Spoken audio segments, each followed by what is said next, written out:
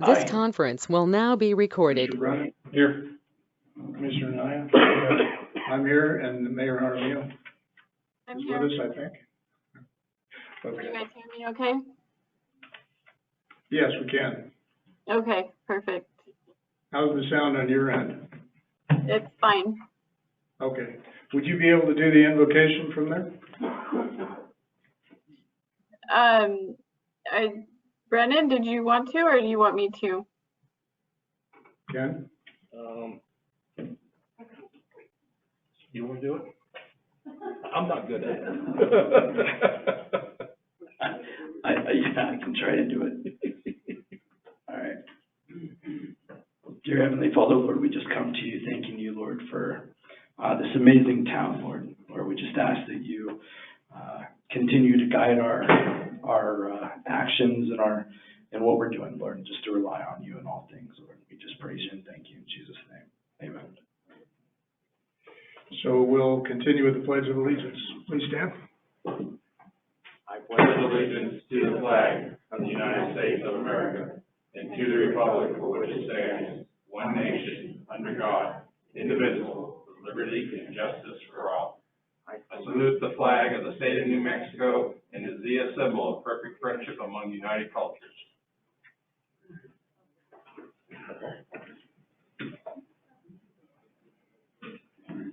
So the first item on the agenda tonight is the approval of the agenda, and I'll entertain a motion.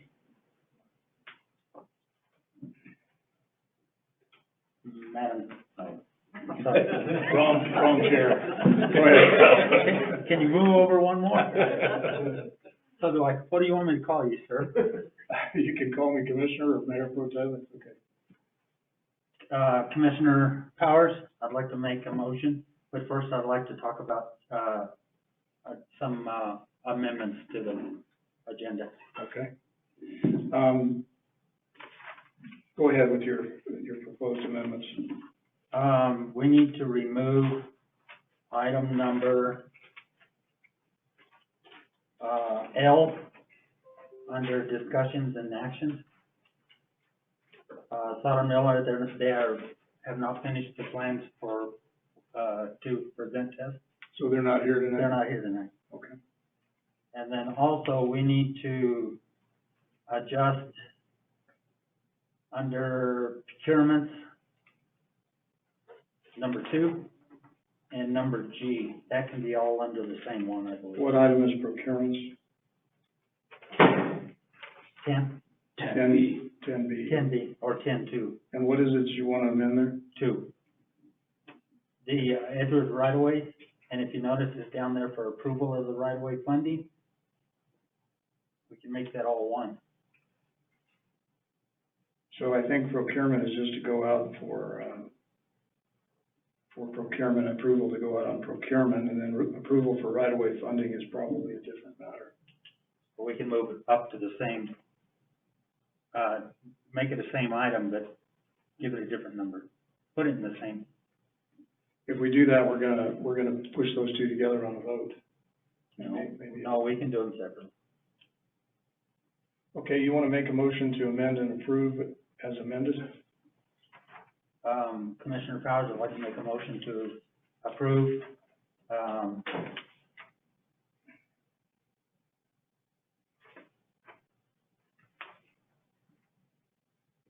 what are we doing, the consent? We're doing the agenda. Oh, the agenda, item 2 on the agenda, and I'd like to move, like I said, remove, K off of 10. L, I'm sorry. And then, move, item G under 10 for procurement, but make it a, number 4. If you think that will work. There's a discrepancy on the agenda. The one that's here, the Sodom Miller presentation is item K. So, yeah, the one I have is item K, the presentation of Sodom Miller. No, it's item L. Well, he's saying that there's a discrepancy on the handout. Must be a previous version. Do we have current versions we can have that?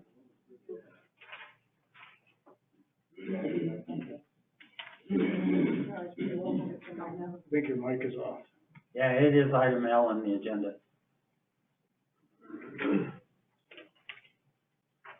Okay, I think we ought to leave the agenda the way that it is, especially given the discrepancy, because we can just bypass that or move to table it, and we'll call it by the line item name.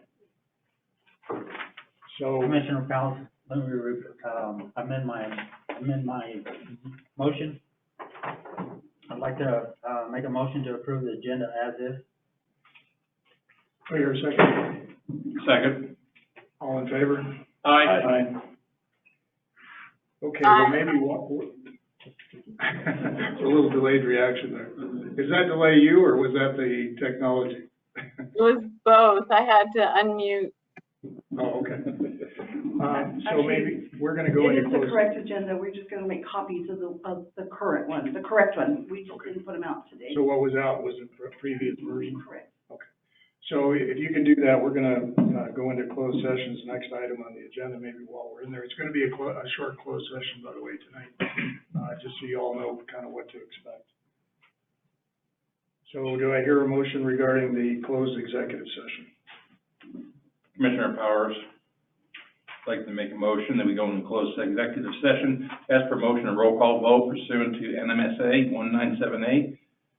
Starting off section 10-15-1, H2 for confidential discussion on the hiring, promotion, demotion, dismissal, assignment, or resignation of a public employee, or the investigation, consideration of compliance or charges against a public, employee, specifically the roads department director.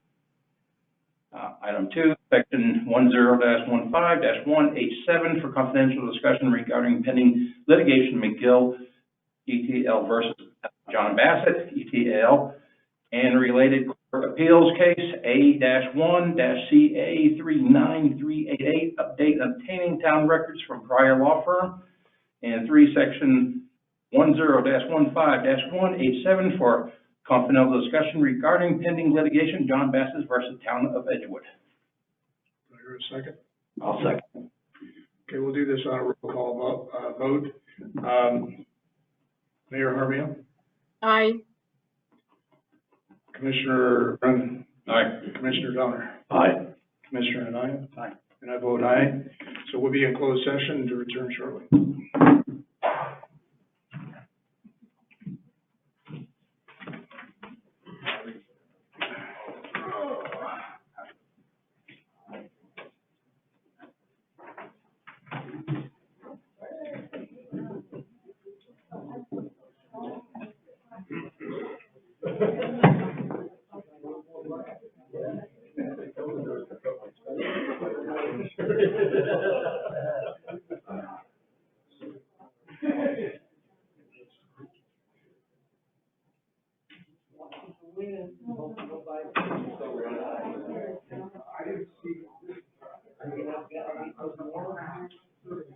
Jesus, you may need to mute the, mic.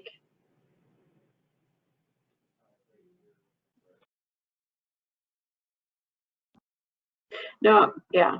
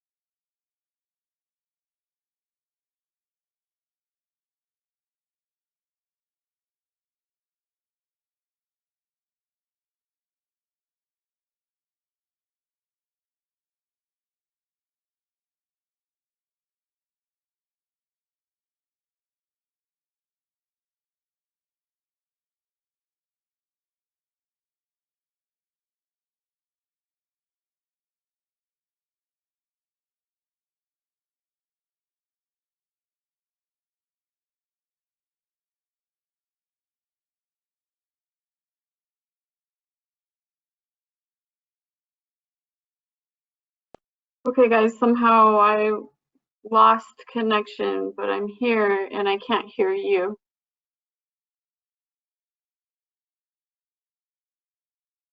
I think the public phone is muted, Jesus.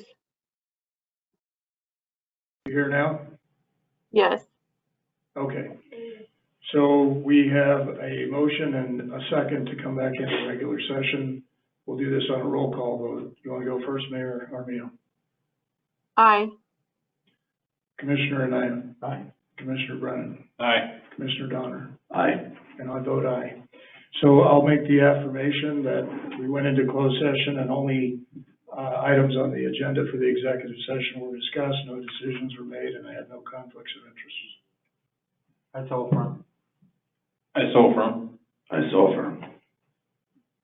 I affirm the same. Okay, we're back in regular session. The next item on the agenda is the consent agenda, which has the approval of minutes. Need a motion? I need these pulled for some changes that we can go Okay. through now, or I can provide them to the staff for those changes and bring them back next time. So you want to make a motion to amend these minutes for the next session? Yeah, I'll make a motion to amend them. And a second? Second. Do you want to make those specific amendments now, or do you want to submit them? Probably better just for the sake of time, just to submit them and we can show them. Okay, so the motion is to amend and submit and and approve at the next session? Yes. Okay. So all in favor? Aye. Aye. Aye. Okay, so moving on to, we now have public comments. Anyone that would like to speak, do we have a sign-up sheet?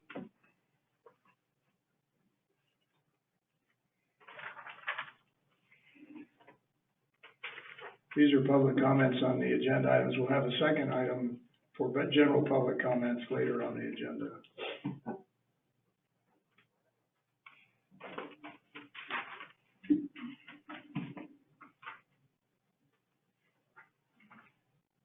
Thank you. First on the list is Susan Simons.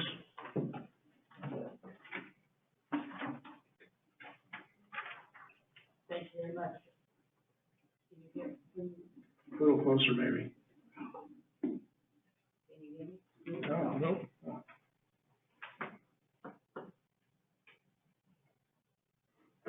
I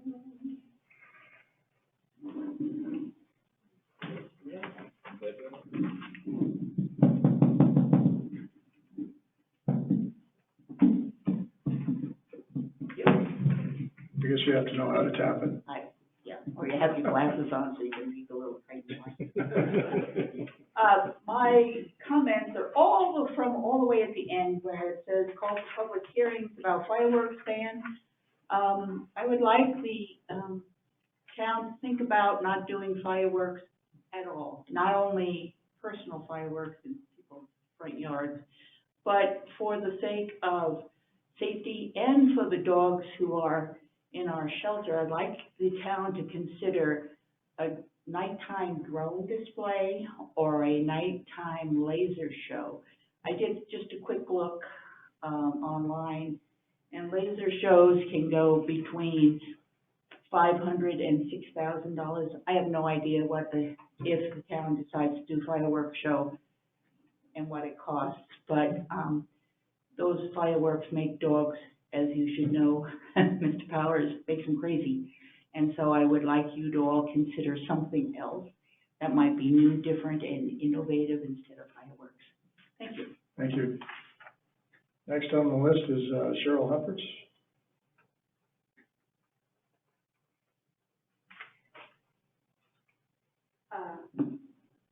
Couple comments about the agenda. I know I thought it was a great idea to have public comments on agenda items early in the meeting and then public comments later if it's not about the agenda. Your meetings are extremely long, and it's very hard to stay with the meeting until the end to get a chance to make a comment. So I'd like you to consider maybe just moving all the public comments to the beginning of the meeting for that reason, to reconsider that.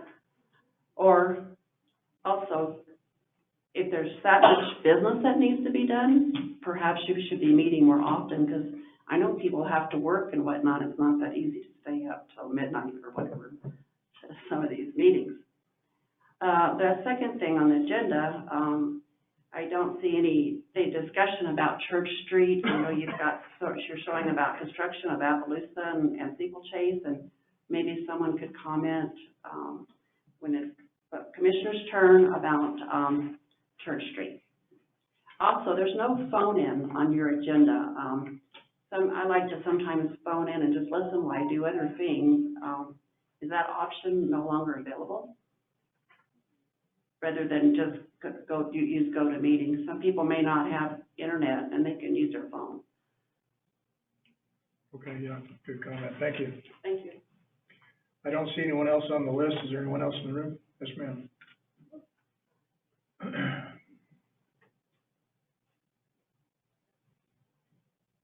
All right, thank you. I'm on 6 Pinot Road, Pinot Court, from Barbara Barrett.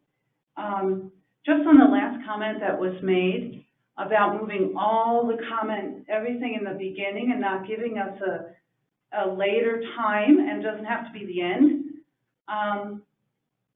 Sometimes things come up that we didn't realize as we're discussing things during the meeting, and I feel it's important to have an opportunity to speak a little bit later. It doesn't have to be at the end, but have another part that we have the opportunity to come up and voice our opinions on what we actually discussed here.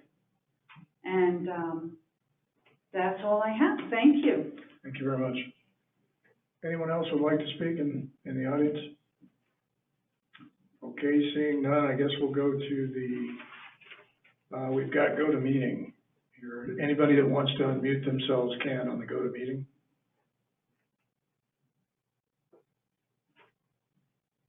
Okay, I guess we have none there. So we have one caller, looks like, that would, you're unmuted now if you'd like to speak.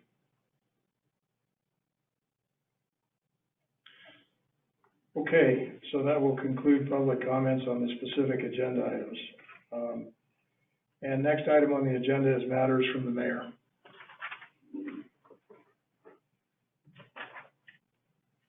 Okay, we have realized that our meetings are long because there is so much to do and so much to catch up on. And we have been having extra meetings and extra items on the agenda, such as on Saturday, and calling special meetings as needed. And but tonight we tried to make this agenda a little shorter, and so I didn't have a lot of comments for tonight, but I did want to just address the 2 items that were brought up, or 3 actually, by Ms. Hubbard.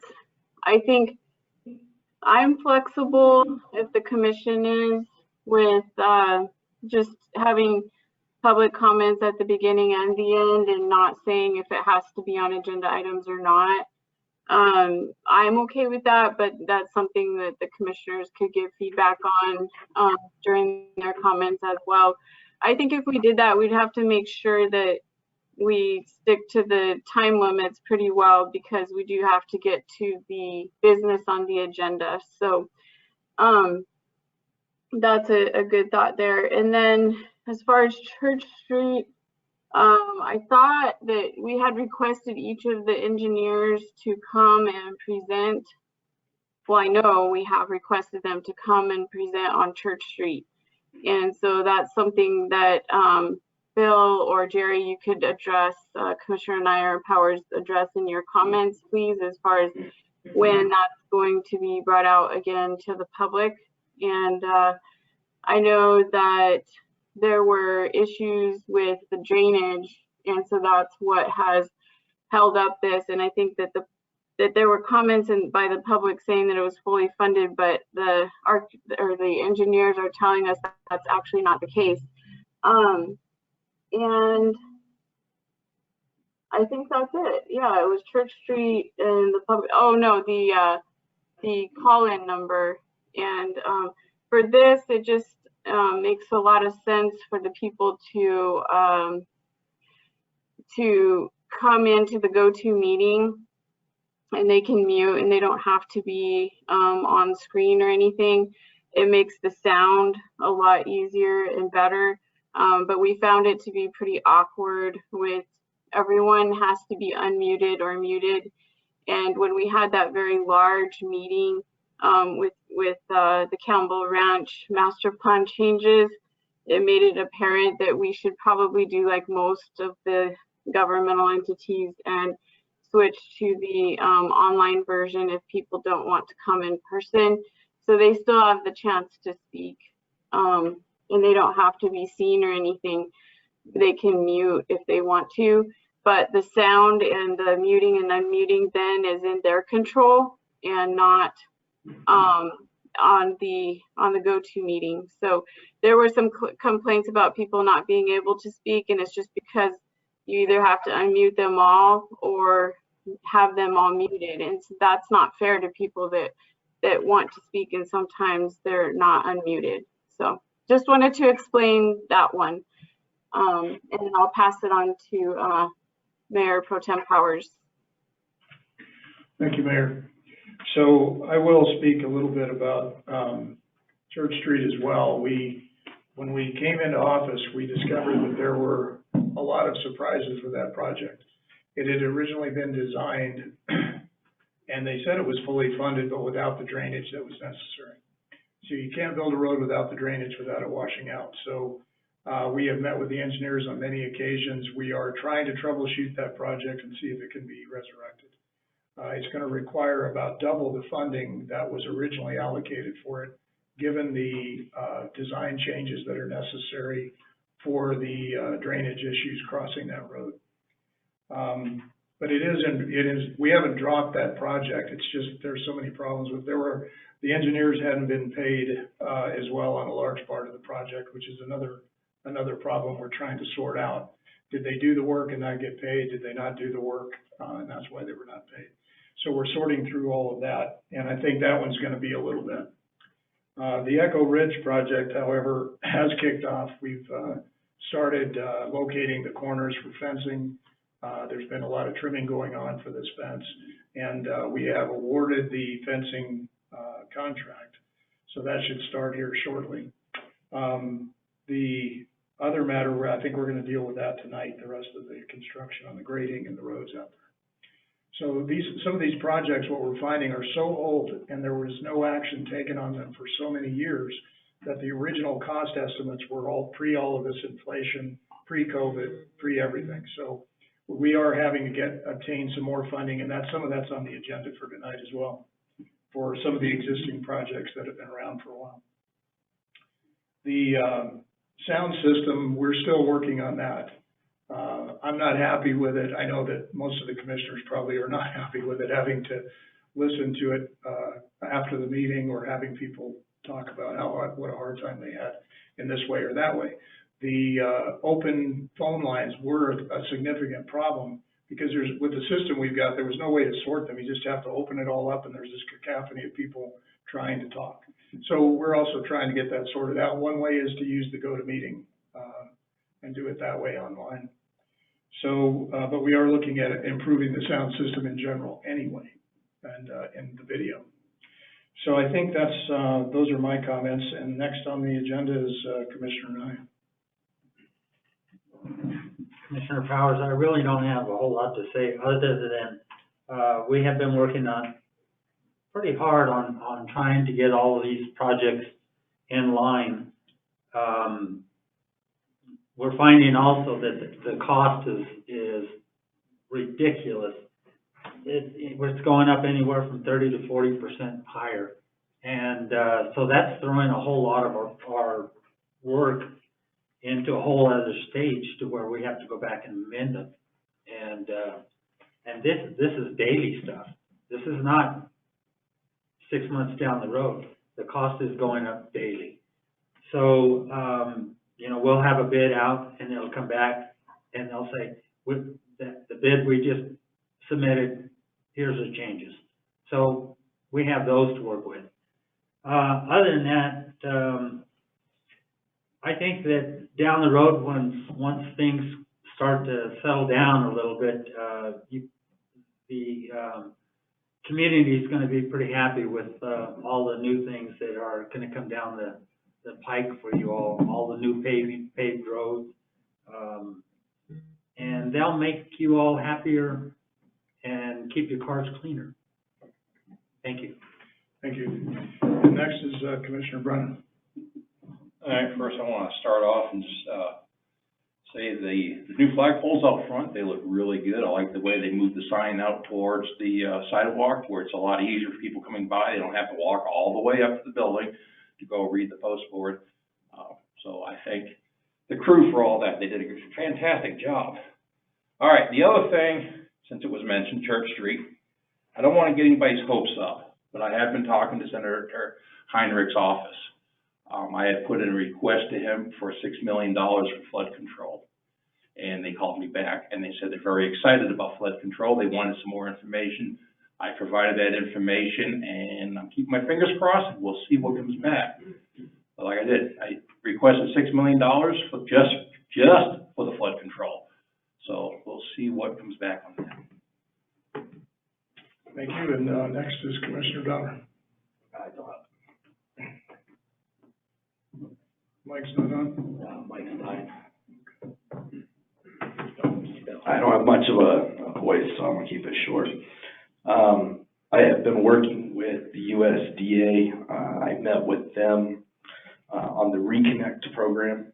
It is a grant program that we throw in a little bit of money as a town, and they give us grant money in return. The Pueblo of Acoma recently did this. They invested close to $1 million, and the USDA gave them $23 million. And that'll reach majority of the rural area in the Pueblo of Acoma. If you've ever been there, it's very, very rural. And then I met with Matt Schmidt from the Office of Broadband Access and Expansion. That grant will be moving very quickly. There is a deadline on that, so I will keep you all posted on that. Thank you, Commissioner. Next item on the agenda, matters from the interim clerk treasurer.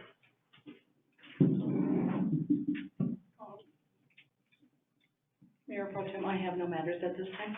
Okay, thank you. Next matters from the interim town manager. Yes, I would like to, proudly present Ben Wilkback, I'm so sorry, as our now, the new, Parks and Recreation Manager. I think we're very, lucky to have such a qualified person. So would you like to introduce yourself?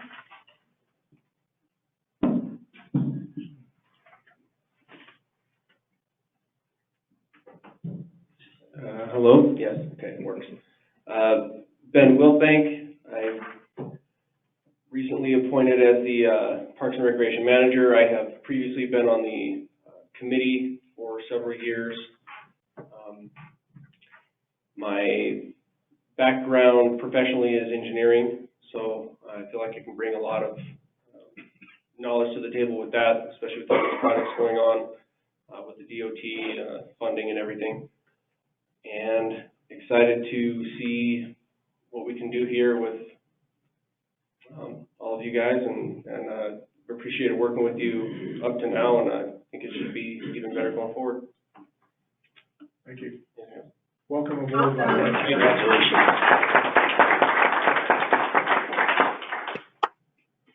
Next item, these are discussion or action items. Item A is the animal control and road department's hours of operation. So there had been some discussion with regarding the facility needed to stay open on Saturdays. And there had been some, I guess it was being opened only for a few hours on Saturday as opposed to the entire day, which is the most popular day. So, Mayor Armijo, do you want to discuss that? Sure. We had a recommendation from the Animal Welfare Advisory Board to revert the hours back to the way that they were a few years back. And of course, before COVID, and even prior to that, I believed at some point in time it was changed. And the administrative code, or maybe it's statute, actually does require that the animal shelters are open 2 nights a week until 6, I believe it is, or on Saturdays. And so this is something that I think just needed some clarity from the commission as to, did we want the operations of the animal shelter to be all day on Saturday or just half a day on Saturday? And I guess, if Chief, do you want to address, maybe you could let us know when it changed?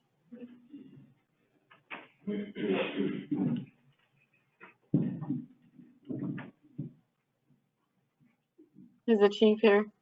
Madam Mayor, Commissioners, so the change was due to COVID originally, yes.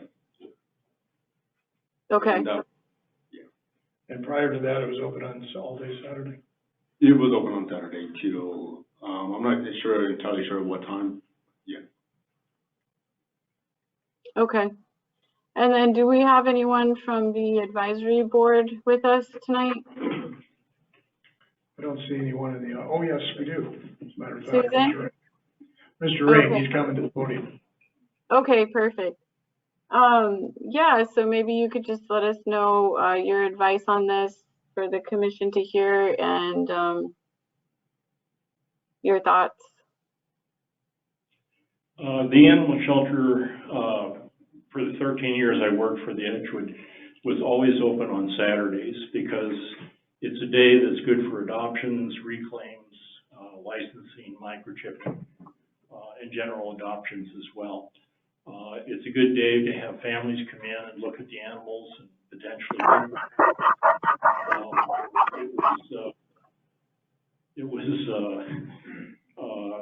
generally it was open from 8 till 4, and generally with the shelter, the first 2 hours are for the officers or volunteers to do the cleaning, and then the shelter actually opens up at 10 in the morning and goes till 4 o'clock.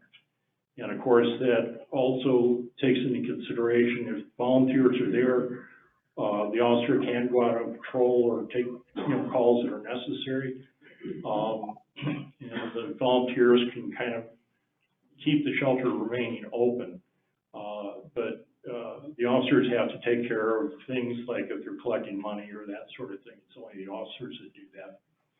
So I think it would be a good position for the town to adopt that, and it'd be good for the citizens. May I ask you a question? I read in some of the correspondence that I saw that there was something regarding potentially a statute or requirement that shelters actually stay open. Well, in the state statute on minimum shelter standards, they suggested that it either be open 2 days a week till 6 p.m. or one weekend day, whether it be Saturday or Sunday. We always had Saturdays because it worked well. Whoever, the officer on call, he'll come in on Sundays and take care of the animals, of course, or if there's a holiday involved. Madam Mayor, Commissioners, can I speak on this matter? So as far as the shelter standards, I reached out to the executive director of the board, and we are 100% in compliance. So what the standard says is that they may be open for the general public. Now, I reached out to William Duran, who's the executive director, and he said that we are in full compliance. And in fact, some shelters in Albuquerque are still open based off of appointment only. So we are in compliance as far as our hours as they stand. And if I may just a little bit further, I am in support of a 7-day-a-week shelter just like anybody else. There's RALs, there's stuff going on the weekend just as much as there is during the week.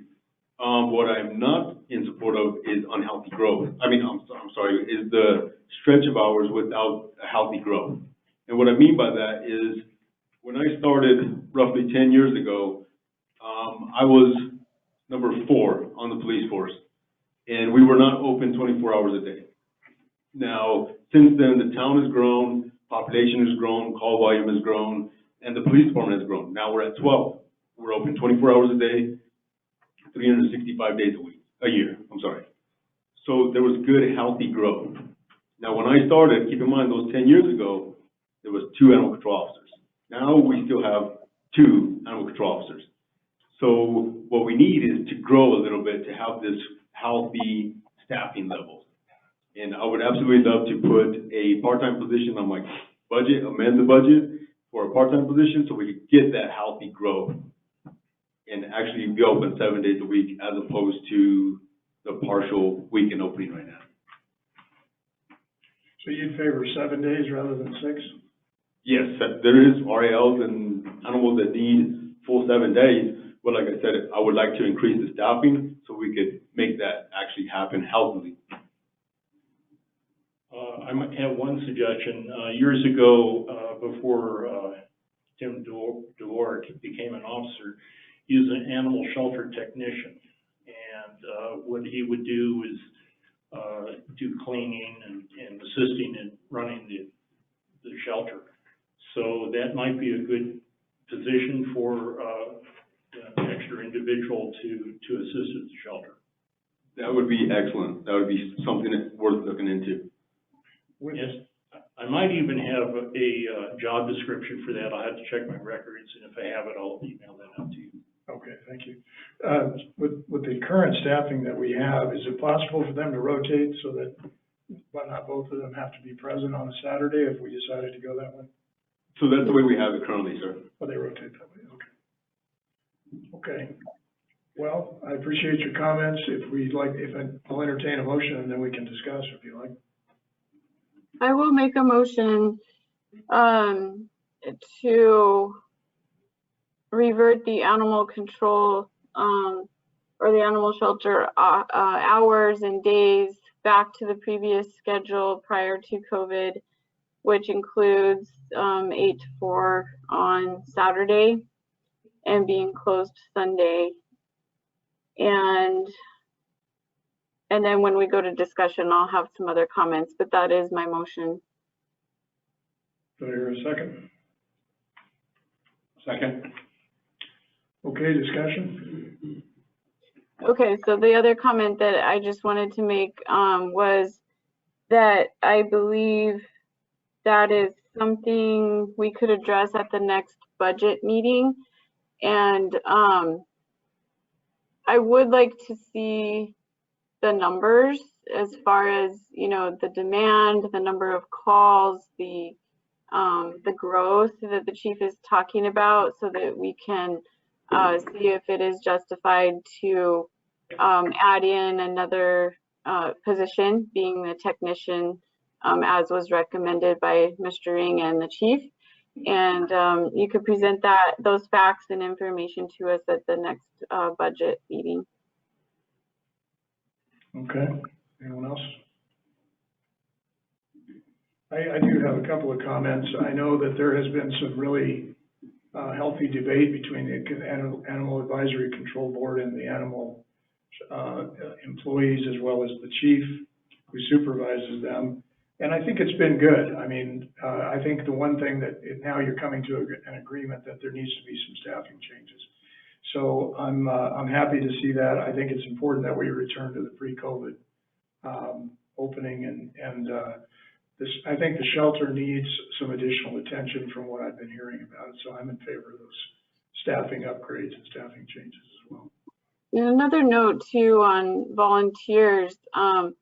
It sounds like right now there's a little bit of a bump in the road, bringing the volunteers back in for maybe longer than just an hour or so, and you know, kind of getting the volunteers back in as far as assisting the officers with cleaning and organization, and you know, holding the fort down, so to speak, while they have to be out and about. So that I think is just logistics to improve on, and there are so many willing volunteers to help that I think the burden on the officers will lessen once we kind of get that running a little more smoothly again. But as everybody knows, after 2 years of disruption, I think it's just, you know, logistically and getting everybody kind of back in the habit of doing that again. Thank you, Mayor. Anyone else? If there's no further discussion, then we'll call for a vote. We have a motion and a second. All in favor, say aye. Aye. Aye. Any opposed? Okay. Motion carries. Next item on the agenda is procurement. So we do have just on here also the road department's hours of operation. Oh, I missed that. Thank you. It's okay. So we have an issue with the road department's hours of operation? I think just something that we wanted to revisit the schedule, because I believe what might have worked in the past is to have 5 days and then have some rotation. But, you know, maybe Kay, you can give us, and Stephanie, you could give us some information on that, how it was in the past and how it is now. But I think that everyone really likes to see both crews out there working for the 5 days. And I do know that we will be having new leadership in that department with the new director. So perhaps we hold off on any decision, but I did just want to hear discussion or, you know, history from Kay and Stephanie on that. History. Can you hear me? No.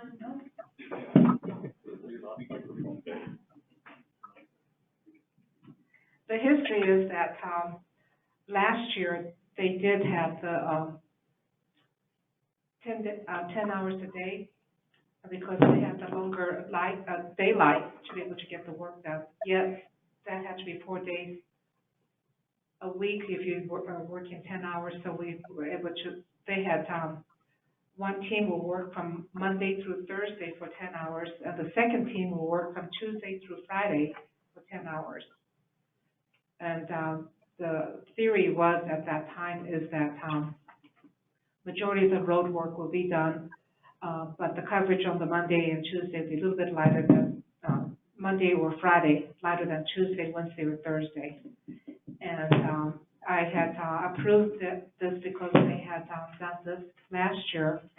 And, I'm sure that we can talk with the road crew and see if we're okay about going back to having 2 crews working 8 to 5, well, 8 hours a day. They usually work early and leave about 4 o'clock. And, so, What is it that,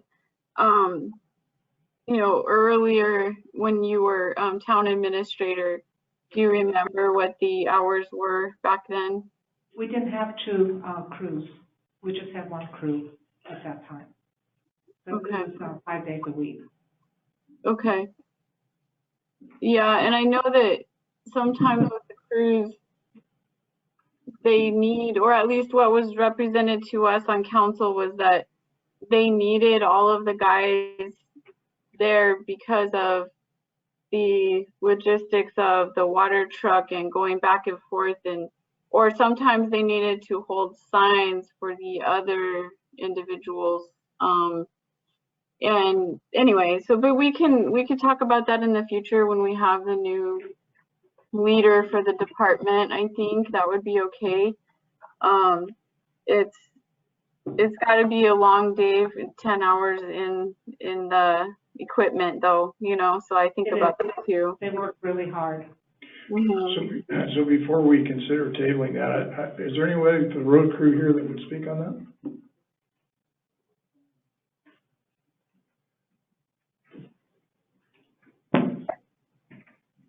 Commissioner Powers? Yes. If we may also, we have added 2 additional employees to our department, which is, that's kind of helped in the having the 2 crews. Yeah, that'll be a factor as well.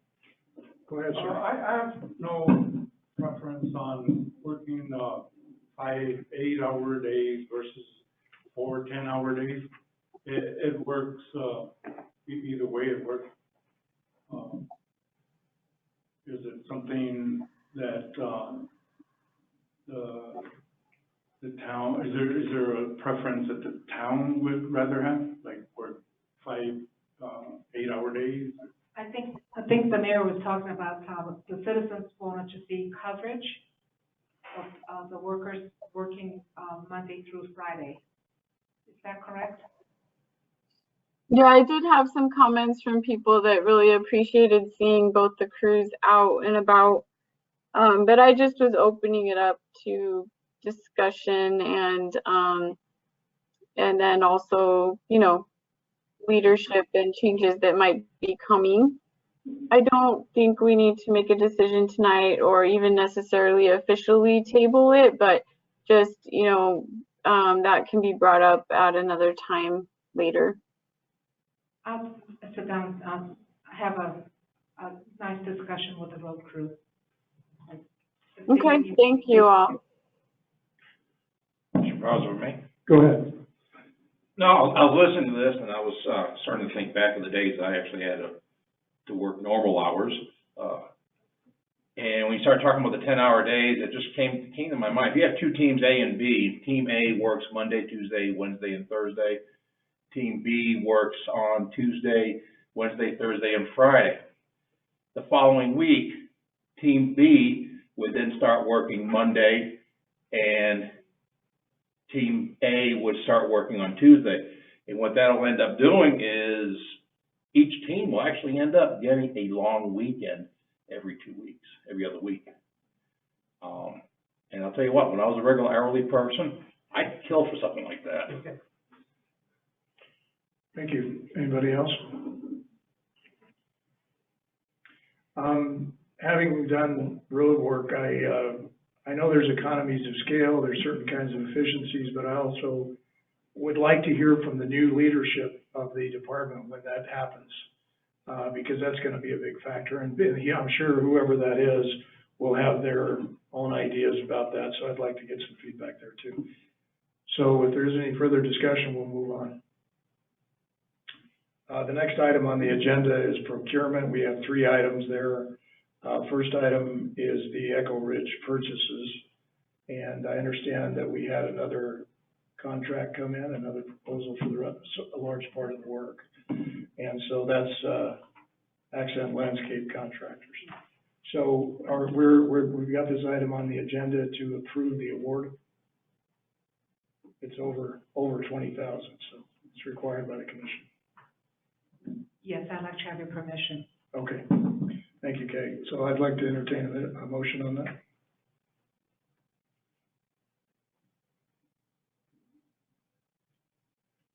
What's the motion you want? Making a motion on. Well, we're approving the award of the landscape contractors for building the base course parking lot, the entry roads, and several other items in Echo Ridge. Not the road, no. Yeah, the fences was awarded last time. I'll make.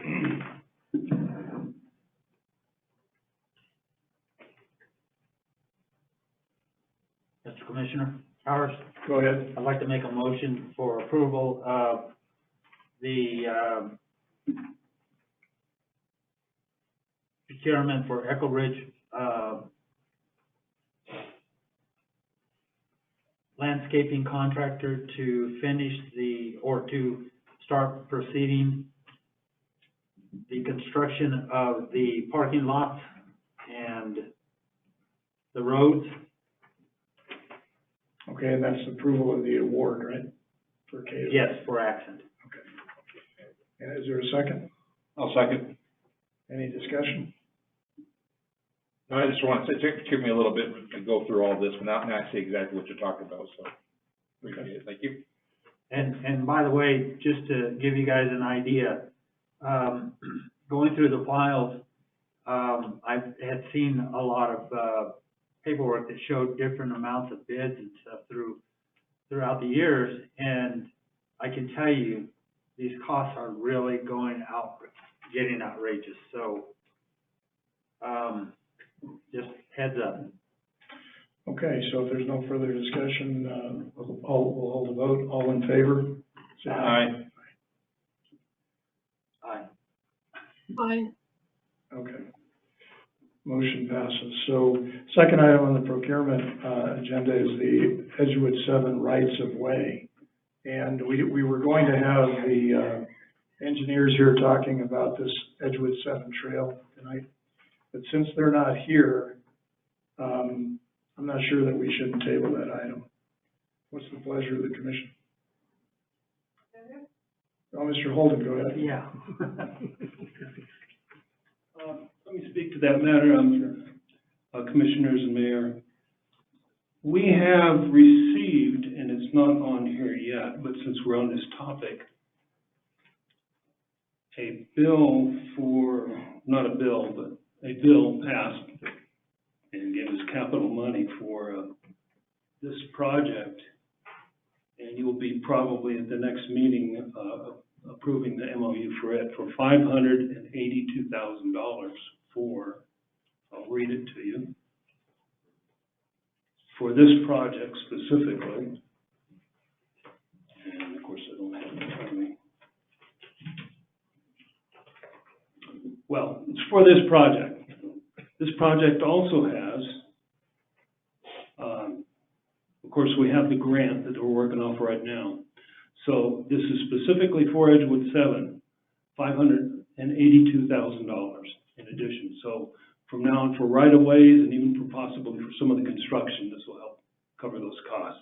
So just want to bring that to your attention. And again, at probably the next meeting, we'll have the MOU for you to approve. Thank you very much. Appreciate it. You're doing a great job with that. So just by way of an update as well, I know that the engineers are getting close to finishing the 60% drawings, which will allow us to move forward. They are still dealing with some issues regarding slope. That's a high slope area, but we'll soon have that done, and we'll have the rights, we can begin the right-of-way acquisition along there. So that project's coming right along. Another one that's been kind of resurrected. Go ahead. Commissioner Powers, along those lines, the right-of-ways, I have to commend Roger for the hard work that he's actually been doing in the office there. Come to find out, this gentleman is close to 20 years older than me, and we walked out to the bridge today, and this gentleman, he put me to shame, man. I'm sorry. And now I see how his work ethics in the office, he's just a remarkable individual. So Roger, thank you for all that you do for this. This stuff is,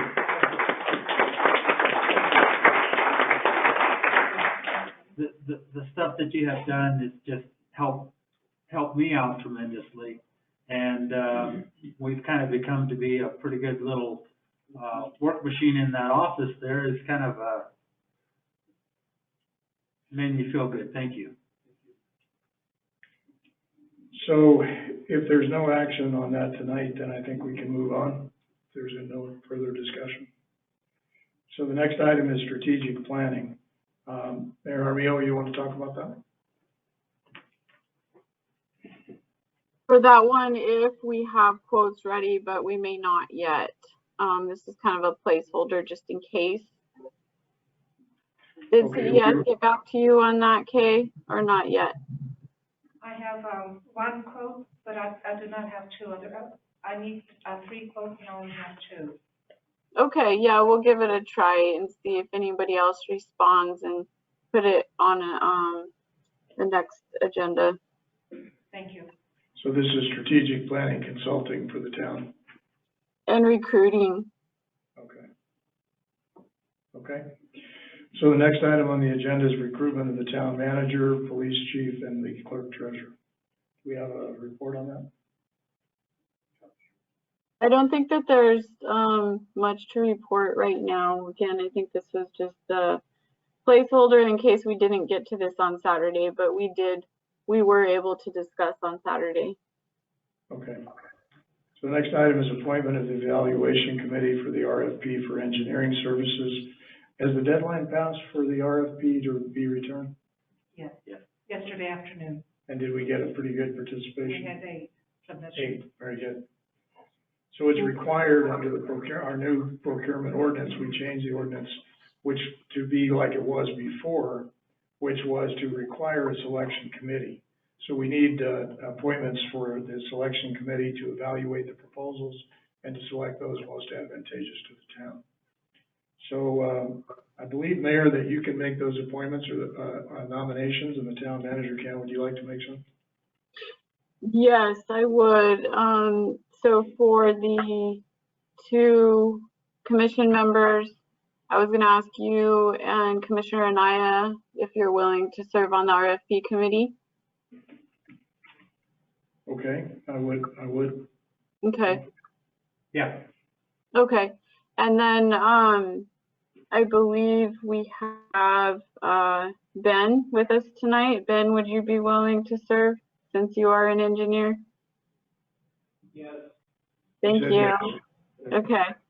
And then 1 member at large, Bryce Simons, and I don't know if he's there tonight. I can't see. He is. Would you be willing to serve, Bryce? Okay, he said yes. Okay. Awesome. So Bryce being an engineer as well. And then we have our CPO, and I think since we designated Kay as our main CPO, she could also be on the committee. And Ben being staff, that'll take care of our 2 staff members. So those are your nominations. Yes, those I Would you know. like to make a motion to that effect? I move to appoint the evaluation committee for RFP for engineering services with those individuals I named. Do I hear a second? I'll second. Mayor, for the record, could you please repeat the names that you just? Sure. So we have the member at large would be Bryce Simons, former engineer. And then for staff, we have our CPO, Kay Davis, Manager Davis. And then we have Ben Wiltbank as our, he's also an engineer, and our Parks and Recreation Program Manager. And then for the governing body, we have Mayor Pro Tem Powers and Commissioner Anaya. So we've got a motion and a second for those nominations and appointments to the committee. Any discussion? No? Pretty straightforward.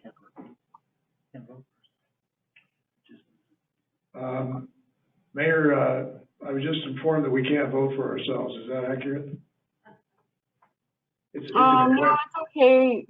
It's okay, to vote for a committee like this. I mean, you have no conflict of interest as far as personal gain or governmental conduct act issue, right? I mean, you're just basically serving, to evaluate the engineering services. I promise I won't offer any engineering, service. Okay, so if we don't have any more discussion, then we'll take a vote. All in favor? Say Aye. Okay, motion carries. Okay, next item on the agenda, approval for funding. We have two items there. One is Appaloosa Road for construction.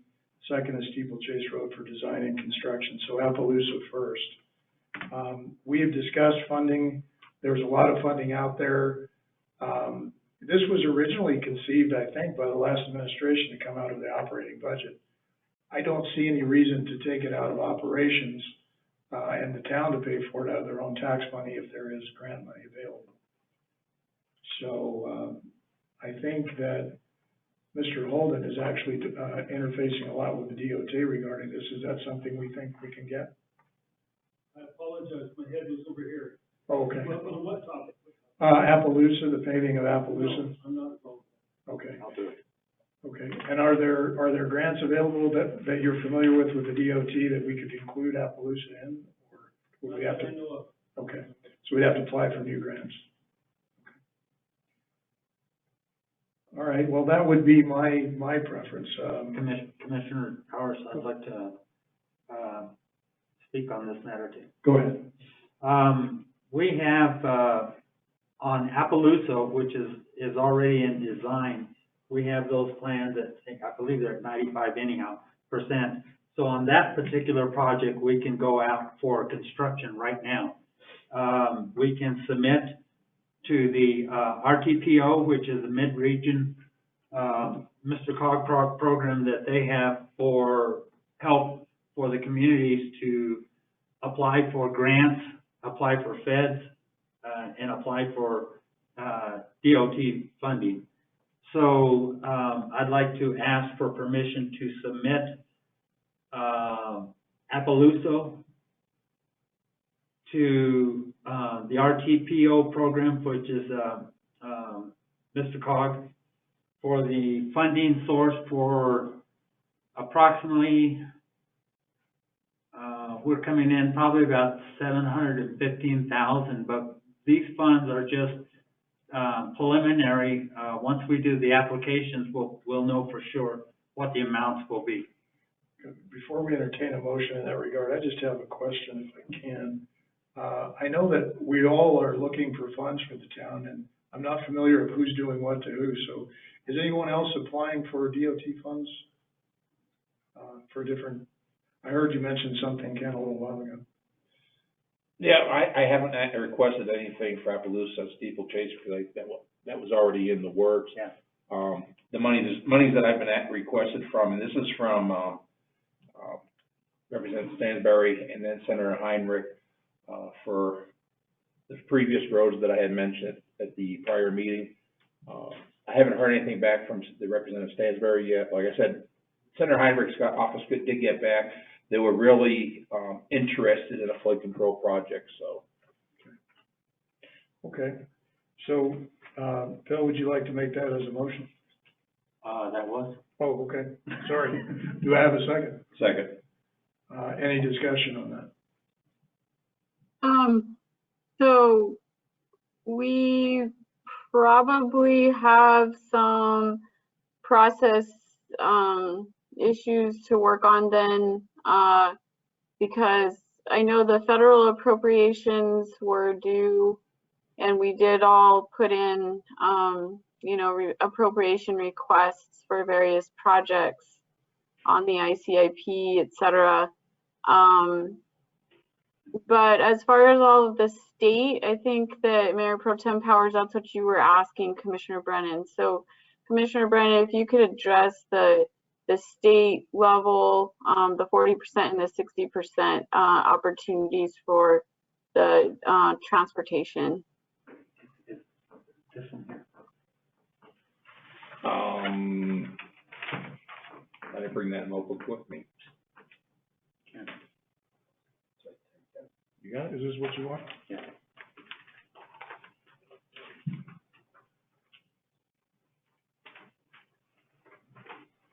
Okay, so are you referring to the, prioritization criteria for that? Just the DOT.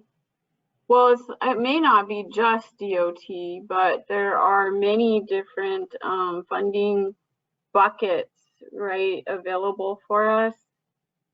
So what I'm saying is that it's not just the federal side, that there are a lot of deadlines coming up and applications to do on the state as well.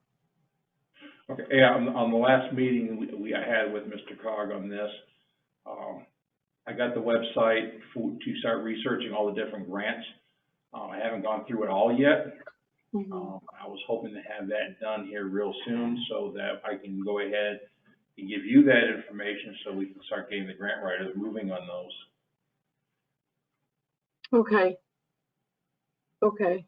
And so does this mean that these two approval for funding that we're voting on right now, that would go into some of those grants that we're applying for? Because we're not going to use operational, right? That is correct. Okay, so it still has to be identified which bucket of money you're going to go after? That is correct, and that's what the RTPO does. So we've got a little question here from them that they asked various questions like planning the project identified as a priority on local regional planning program document. And these are all yes and no questions. And we send that off to the RTPO for each individual one that we're working on. And then we work with them to match this criteria up to the right grant. Okay. And then is there opportunity to apply for more than just these? Well, I know there's opportunity to apply for more than just these two. So I guess the question is, you know, we have the Bohannon Houston report that shows some roads that I looked at the conditions the other day and it has like a 1 through 10, I think. We have a number of them that are rated 3 that I think are probably pretty critical to get moving along. So we should maybe, I guess, apply for more than just these two, right? Yeah, that report that you're referring to showed about $6 million in deferred maintenance that hasn't been done on the roads. So that now would be a great time to get that in as a potential project to be funded. It requires asphalt overlays and, you know, that kind of thing, just like some of the other roads. Chip seal. So it would be great to throw that in while we're applying for funding for all these roads. That was in our last packet, the Bohannon Houston report, road condition report. And then we did also hear from our engineer last time that you can definitely apply to design them as well as construct them. So even if something is not designed, you can definitely apply for the funding. Go ahead, Commissioner. Madam Mayor, the package that I have right here, just on Appaloosa, I didn't mention design because it's already designed. But when we go on to Steeplechase, it will be plan, design, and construct. Yeah. And that's the way that all shovel-ready projects will be submitted using this yes/no questionnaire, and then they place it in the proper funding source for it. And they understand that we're going for 100% for plan, design, and construct on all of the projects. Okay, so I guess what I'm bringing up is that there are many more on our list that we need to ask for, that, you know, for plan, design, and construct, because on the Bohannon-Houston report, there's just so many, and so much deferred maintenance, as Mayor Pro Tem Powers pointed out, that we really do need to apply for that now while the money is possibly, you know, available to us. So what is the process for that is what I'm asking. And who's engaged in that process at this point on some of these roads or all of these roads? We can't talk to each other without having a rolling quorum, so that's why this debate has to happen in an open meeting, which it should in front of the public.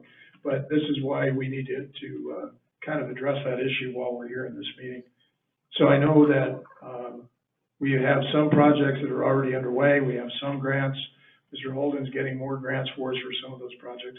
I know from what I've heard that it sounds like, Commissioner Brennan, you're working on these flood control areas. Does that include, that includes roads? Yeah, that was under the, it was flood control for roads. Like when I requested the money, because we got a message from the representative of St. Mary's and Senator Heinrich that they were saying, okay, if you got some projects you want to get working on, go ahead and send us a little quick write-up, what you want. So I put this together and sent it off. And for church, I knew the big thing on there was flood control. There's no sense putting down a very good road if we're going to have a big flood and it's going to just rip up our brand new road. Yeah. So the Bohannon-Houston road condition deferred maintenance probably wasn't in that application, as well as Appaloosa and Steeplechase. Yeah, I didn't have that when I sent those two off, because they had to be put in. Deadline for those was like 2 weeks ago. It was right when we got back from Mali. Following Monday was the deadline. Okay. So is it possible to include these others in there, or it sounds like Commissioner Naya is willing to work on these on a parallel track? I'm not sure which is most efficient. Yeah, well, we can go ahead and start working on the state route funding and the federal funding that's coming from the state that's going to trickle down to us. We can go ahead and start working on those grants, and identifying which road would fit under which grant. Okay. And is that what you were proposing then, Commissioner Naya, to do the RTPO to find out which buckets of money would apply? That's the smartest way to do it. Okay. So we utilize all the expertise from Mr. Cog, use their grant writers, their engineers, the whole 9 yards. Is this something you've been working on with Commissioner Brennan? Or? Commissioner Brennan and I have gone to the same meeting. Okay, I see. Okay. I'm the alternative and he is the. Okay. So maybe the both of you could coordinate that and make sure we've got all of those projects in. Because this tranche of money is only going to come, as I understand it, during this infrastructure period, and then we don't want to miss the move. That's absolutely correct. Okay. So do we need to take some action on this, or it sounds like you guys are? We do need action. Okay. So there's a motion on the table, and that was to give you permission to pursue funding for Appaloosa road construction. Right, and I would have to submit it to the manager, Kay, because she would be the one that would start the process to send to Mr. Cog. Okay, I would just ask that if that's the case, that you would keep Commissioner Brennan in the loop then, because of course you're going to the same agencies. Yes. Okay. So the motion's been seconded, I believe. Who seconded that motion? Okay. Is there any more discussion on the matter? Okay. Now, just clarification, this one here is shovel ready. It's 100% shovel ready. So we're going after just construction on this one. Okay. All in favor, say aye. Aye. Aye. Motion carries. Any opposed? I didn't hear any opposed. Okay. So the next item on the agenda is approval for funding regarding Steeplechase Road for both design and construction. So has there been any design done on that, on steeplechase to this date? No. Well, we just got our RFP back for engineers, they'll be selected, I suppose we can do that. The question is one of funding then. So these sources that you're discussing are, you're able to apply for design as well as construction. This one here is design, plan, design, and construct. That's the way that, the actual process flows. Well, it's right there with Appaloosa, is that something you could do while you're? It actually ties in together. Yeah. And yeah, that's what I would recommend is that we, start on the design. Of course, we have to get the funding first, so I would, there's two ways to submit this. We can submit it as one grant, depending on the funding source that we would be allocated, or we can do them individually. And again, Mr. Cog is the one that's gonna be able to determine for us which is the best way to go on these two particular ones, since they tie in together. Both roads are butt up to each other. Okay, any discussion? Commissioner and I was just thinking, the grants that are gonna be made available for the Smart Street program, do you think any of what we need to do to steeplechase might apply under the Safe Streets programs? Believe it or not, this project can fall under about 5 different projects. They have so many different acronyms for these that, it's too hard to figure out which one goes with what. Yeah, that's why I'm keeping a notebook that, of all the days to forget to bring it. Yeah. Well, You can see while my paperwork's here. I think it makes sense just to include it in your efforts already, so I'd like to entertain a motion to that effect.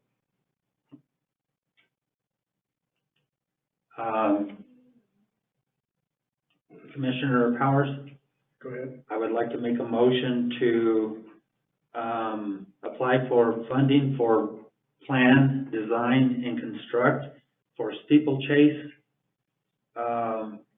road, which is approximately a little over a mile, if I'm not mistaken, which runs north and south, and Appaloosa runs east and west. Anyhow, I'd like to submit these to Kay, so that she can submit the RTPOs. Here a second. Second. Okay, any discussion? Hearing no discussion, all in favor, say aye. Aye. Opposed? The motion carries. If there's no objection, I'd like to take a 5-minute break. So without objection, we'll be back in 5 minutes.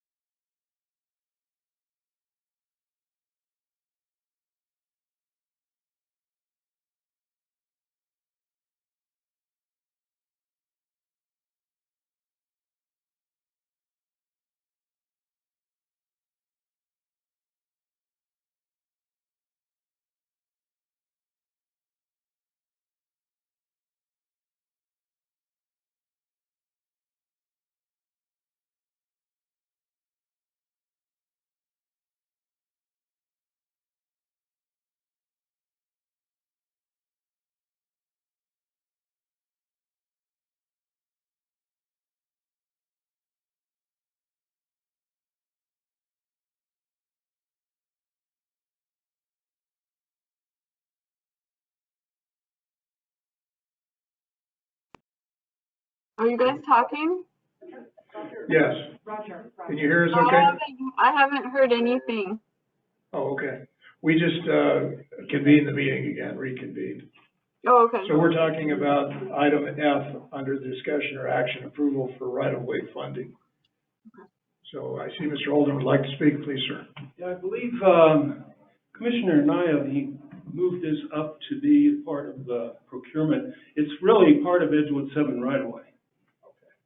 Okay. And I think in the previous discussion, we deleted that or moved it up, one or the other. So Yeah. it really has to do with, the right of way on Edgewood 7, and we have the $582,000, so it's really not an issue. Okay. And we'll have the MOU, I think, at the next meeting for you to approve. Okay. And I understand we're waiting on the engineers. We won't, okay. It's coming, let me put it that way. Okay. All right, thanks. So we'll move on then to item G, memorandum of understanding for $250,000 to acquire, Bureau of Land Management land and to design and construct the municipal park in Santa Fe. So this is Echo Ridge. Okay. correct. And the memorandum of understanding, Kay, that's required in order to pursue the grant? Yes, we have to have an agreement signed with, Mr. Cog, Okay. and then after that, then we will be giving the agreement, and, go into the agreement with the funding source.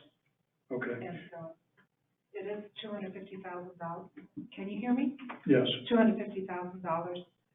And, with the same thing with, we have a $240,000 MOU that, we need to go into agreement with Mr. Cog for the money for the bridge.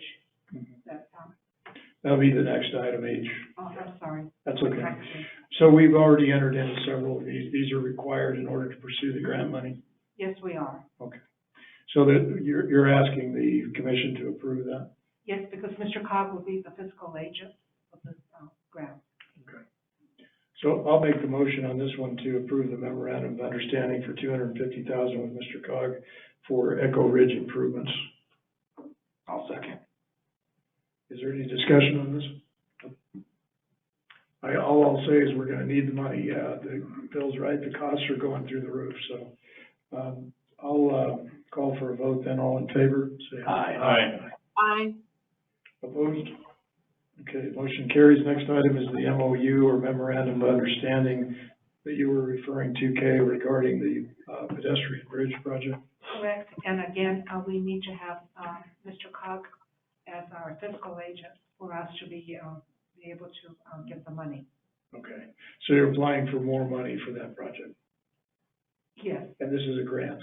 yes. Okay. Okay, so I'll entertain a motion on this one.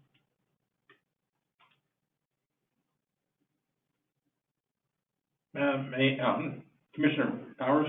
Go ahead. Madam Mayor. I've been called madam more than tonight, and I have a whole lot. Yeah, you just got me here for it.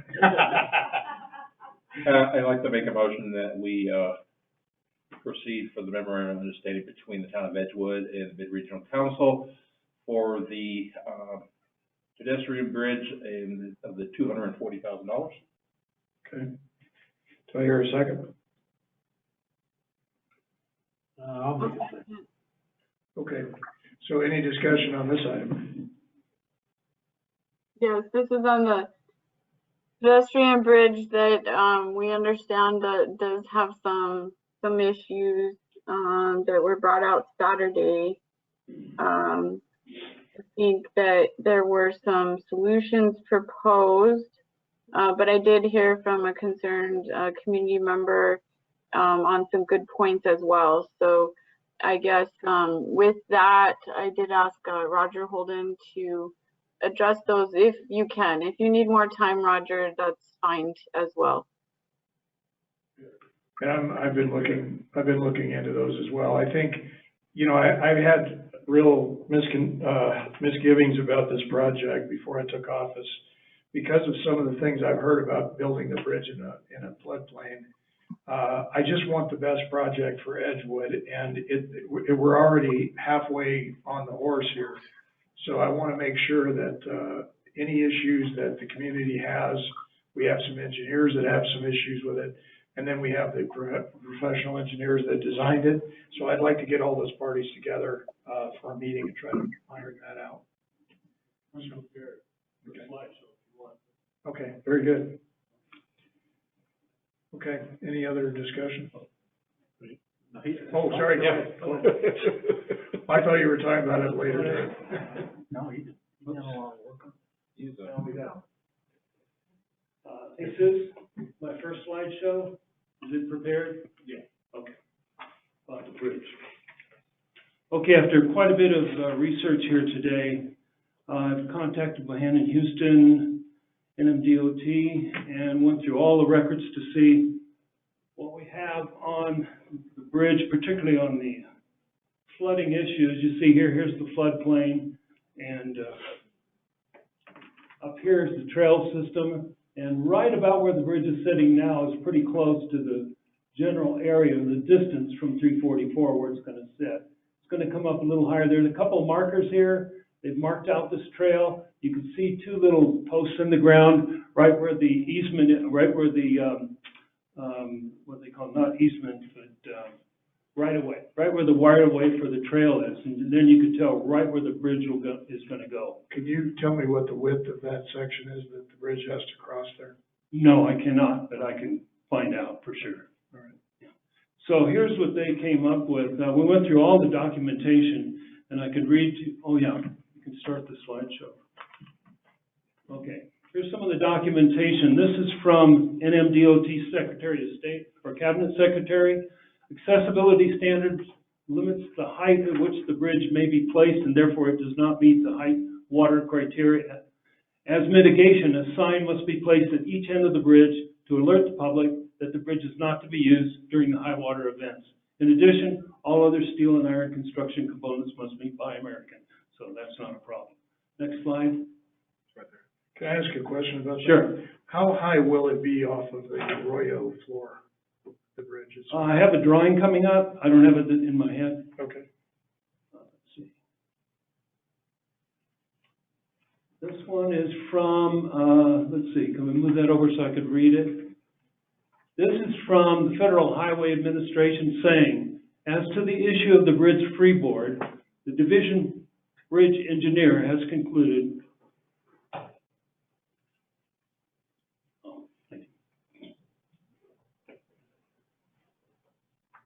that so long as the facility adequately advises users of the need to use caution during high water events, the additional bridge height will not be necessary. Next slide.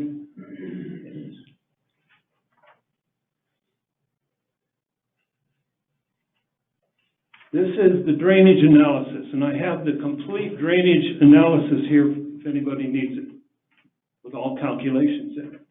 From this it says, because the proposed bridge will be used for pedestrian purposes, it does not fall under any design category according to tables 2A and 2B of the NMDOT drainage design criteria.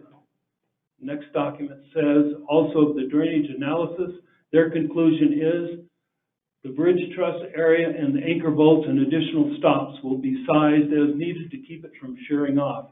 Low velocities produced by the floodplain at the project location will be mitigated with the numerous anchor bolts found in all four corners of the bridge. The drilled shafts will also be sized to handle the lateral load as well. Finally, buoyancy is also accounted for in AASHTO guidelines, and the bridge anchor bolts will be sized accordingly. The design approach will maintain the structural integrity of the abutments, but minor grading earthwork repairs may be needed more frequently for scour and earthwork maintenance, especially following larger events. According to Rob Croft with Bohannon Houston, overtopping is not a big issue with pedestrian bridges. He was saying that there's 6 pedestrian bridges in Ruidoso they've designed that have overtopping issues. Velocity will be low. I think we figured about 2.1 feet per second. The 4 corner pilings are around 17 feet deep and 36 inches in diameter. They say in worst case scenario, they could go, you could lose 5.1 feet of soil and still it will retain its integrity. Here is the bridge. You see how deep the pilings are. They're 36 inches in diameter, 17 feet in the ground, and reinforced with rebar. And I think that's it. I believe Commissioner Anaya may speak to this also. Does that show the height above the arroyo floor to the bridge? Yes. Yes. You can, well, you can't see over there. I think this is. Can't quite. Roger, I think it's 7.5 feet, take it off the scale. Oh, okay. 7.5 feet, just the bottom of the crust. Yeah. And it kind of slopes up to lesser heights toward Yeah, the maximum right there in the middle is 7.5 feet. Okay, More like 5 or 6 on that. okay, thank you. So according to Federal Highway Commission, according to NMDOT, it is not an issue, or a minor issue, let me put it that way. Commissioner Powers. Go ahead. The bridge, length is a total of 63 feet and 6 inches. That would be the base of the footing, the base of the roadway. And the rebar that they're putting inside that is, they're not using number 4, they're using number 7 and 8 rebar. It's bridge quality, as you know, the importance of the strength of the rebar that's going in there. It's pretty high quality. Can we go back to that slide where you were showing the purple zone there where the arroyo was? Okay. Which way is it to the right there? Is that east? Yes, this is east, there's 344. Okay. I noticed the arroyo significantly narrows as you go west. Yes. Is there a reason we couldn't move it back to that narrow area where it doesn't have to be in the floor of the arroyo? It has to be on an existing trail. So it could have been designed here. The reason it wasn't is because we wanted it near 344 so it could be viewed by the public, as well as it's in the comprehensive plan. That way, all 3 last comprehensive plans had it up here. And also for access to other recreational facilities we were considering over in this area. So those are the reasons. It could be moved to the other trail up here though, right? Yes. Okay. At extreme expense. Okay, well, y'all have any other questions? Well, I understand where the concern is because the bridge is not going to be quite as wide as what the arroyo is there. My question is if we were to add a 4 or 5 foot diameter culvert pipe on both sides underneath to be able to accept any excessive water coming through, would that work? I'm not an engineer, I can't speak to it. Oh, we got an engineer back there, he can answer. There you go. So, the one thing I want to bring out, to your point, culverts would not be a benefit here because the bottom of the arroyo is essentially flat. And as Roger pointed out, the main reason that this is not an issue with scouring is because the velocity is only 2.1 feet per second, which is very still. I mean, this is not a rushing rapid. There's not a lot of slope on the bottom of the arroyo, so a culvert wouldn't really be a benefit there. To the point where there's overtopping of the bridge in a 50-year and a 100-year flood, I want to also point out that you would not be able to get to the bridge. In an event like that, the flood waters would be so far back that you wouldn't be getting within 30 feet of that thing. So the water overtopping the bridge isn't a concern because you can't even get to it. Okay. And I also wanted to point out real quick that if you did move it farther to the west, like you suggested, it still would not be able to span the entire, to be above the 100-year. Even up at that narrow, where the other Yeah, trail it would be above it more. Right now, the deck is right at the 10-year, but it still wouldn't be all the way up to the 100. That 100 goes back really far. Yeah. So it'd be at the 10-year flood line where it is now. Where would it be 50-year flood? I don't know that exactly, but I do know that 100 years so far, that it still wouldn't get us there. Well, we're just asking to go after the additional, funding on this, so I don't see the harm in it at this point. I would like to continue this discussion at some point with the engineers. As a builder, I've always found when the engineers disagree, the best thing to do is get them in a room and let them argue it out. Yeah, and I will admit that I had a lot of these concerns myself until I read all the documentation with the velocities and the way that this bridge has so much safety factor built in with, like Roger said, 5 feet around the pilings can erode and it would still be structurally sound. So a lot of my concerns were alleviated when I read through that, so. Good. All right, appreciate your comments. Commissioner Powers. Go ahead. I have, one other, mark to show on the bridge on both sides. It's gonna have concrete aprons. And, your wings, the two wings that go on the side are, about 12 feet long or wide also. So it does cut into the, arroyo, and it comes down with concrete, a concrete apron. Okay. One other thing, Mr. Mayor, this document is available. It's, I don't know, it's about 50, 60 pages. I would with all the appreciate it. calculations in it, and you can have it. Okay, I appreciate that. Do you have that in digital format? Yes. Would you be able to email it to me? Absolutely. I appreciate that. Thank you very much. I appreciate all your work on this too. You're welcome. So we have a motion on the floor. Do we have more discussion at this point? Okay. So we'll call for a vote. All in favor? Aye. Any opposed? Okay, the next item is approval to apply for grants for the following, which is the improvements on New Mexico Highway 344 North Frontage Road intersection. Is this, whose item is this, Kay? Okay. Mr. Holden, you're involved in this one as well, I think.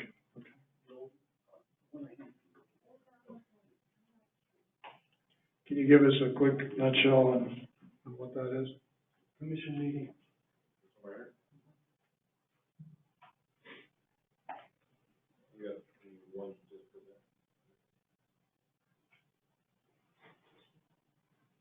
Looks like we're putting another bridge on 344.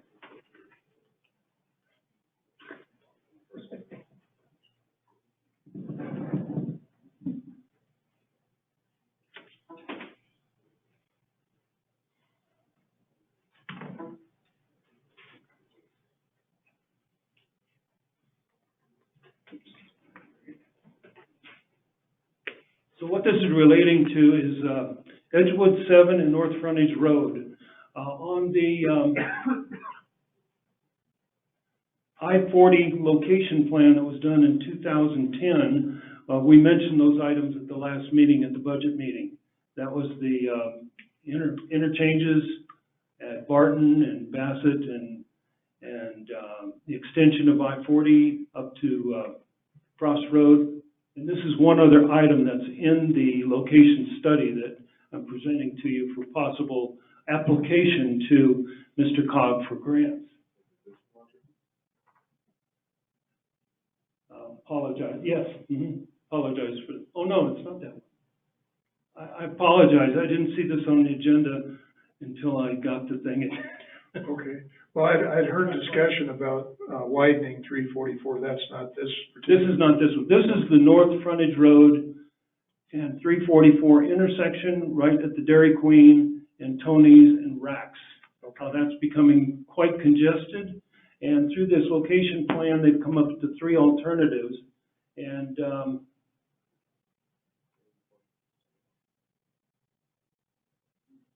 North Frontage Road slides. There we go. Okay, here we go. I apologize. No problem. Here's the location study done back in 2010, and the first slide is one of the 3 options.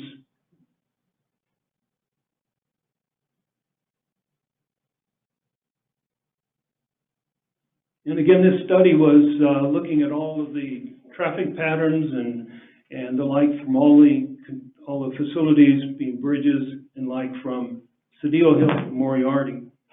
This one we're gonna focus on today is the, intersection right up here at, North Frontage Road and 344. They came up with 3 different plans, and I apologize for this being upside down. But, what they're proposing is, putting up a barrier along 344. There's 3 different options now. This one is option number 1. Oh, there you go. Thank you. That makes more sense. Putting a barrier here so it's right in, right out. So people coming off the freeway can get into Dairy Queen. They can get out of Dairy Queen and going right. Same thing from Rax. They can get right in, right out. So they can come right in this way and right out that way. And this, if you know, when you have semis or trucks or people trying to get across here, it's very difficult because as soon as the traffic stops to the stoplight, starts backing up and people can't get across the frontage road. This is one of 3 options. This way runs this over this way, so you have an intersection up here, and think possibly make this a trail, but it goes around Rax, it goes around Dairy Queen. Next one.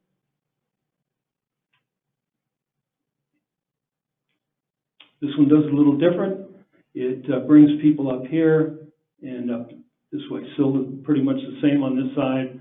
And again, we have the barrier here, right in, right out. This one actually blocks traffic. But again, all of these are just samples. When it actually comes time for the grant, they'll have their public meetings, they'll have discussion with people, and they might even change these 3 plans. But it's just the idea to somehow relieve the congestion at this interchange. And the third one,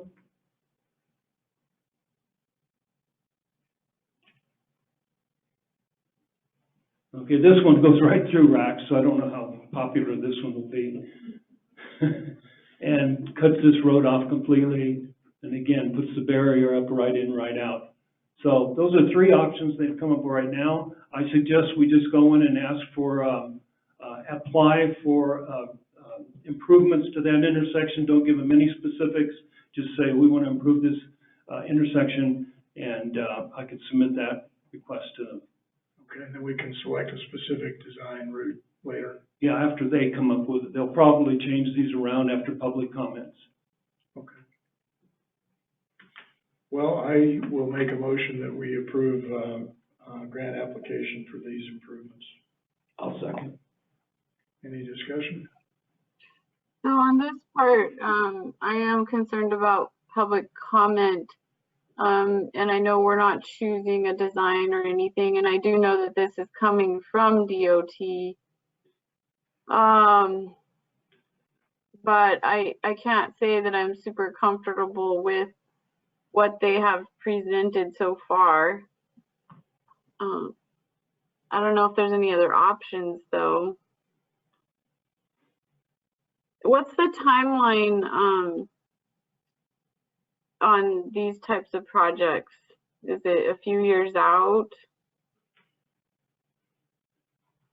Depend you know, on, ones that, because you said that they were going to have public comment, and you know, I know they have a process they go through.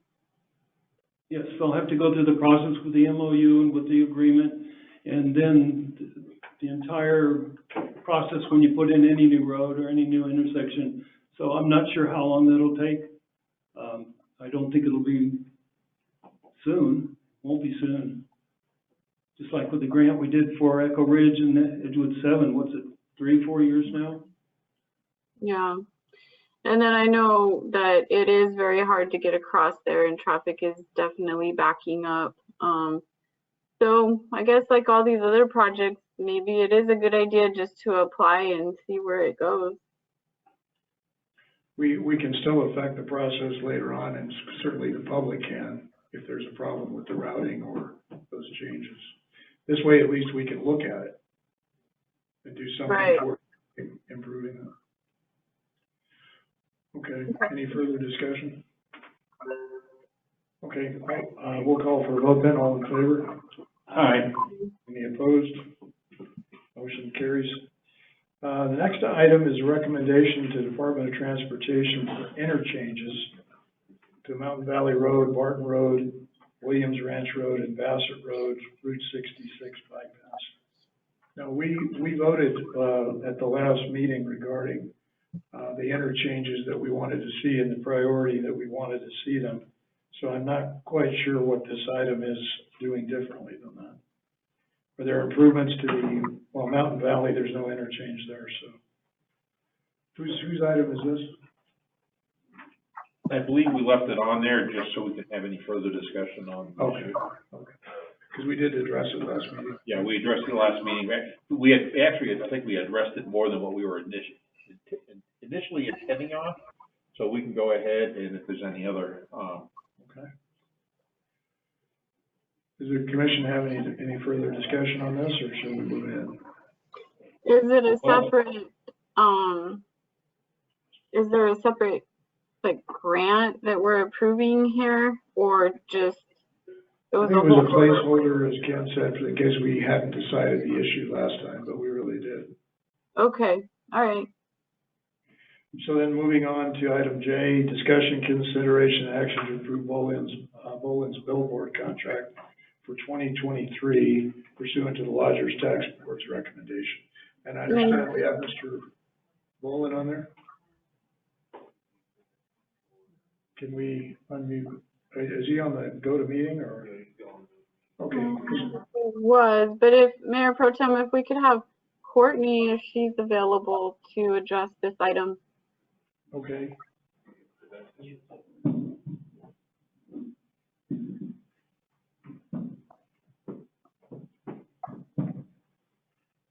So what happened is our billboard had torn on the I-40 there, and we got with Boland, and they're going to go ahead and cover the production cost of $950, and what we're needing to do is sign another year contract with them. Okay, is this just for one billboard? It's the one billboard, but we're gonna do the contract for both of them, but only one billboard is torn. Okay. And what is the cost of those? The production is $950, and the monthly amount is $450 per billboard. Okay. I've been signing those checks, so it sounds like it hasn't gone up. Yeah, it stayed the same price. Okay. And the production is a one-time cost for their, Yes, and are they absorbing that or we? they are. Okay. And Miles is actually on the line if you would like, have any questions for him. Okay. Miles, if you want to speak, you need to unmute yourself.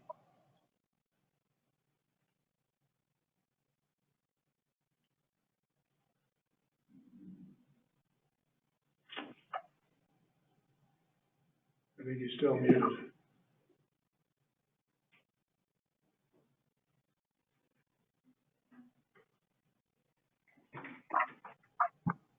Sometimes hit your space bar, hold down your space bar works sometimes. No.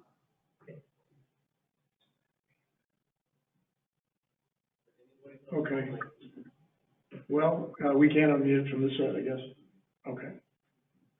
All right, well then, it sounds to me like what we've got is just another, we're just re-upping the contract for another year. Yes, that's correct. And they're graciously taking care of the damage that we suffered, which is nice. So, I'll entertain a motion on this.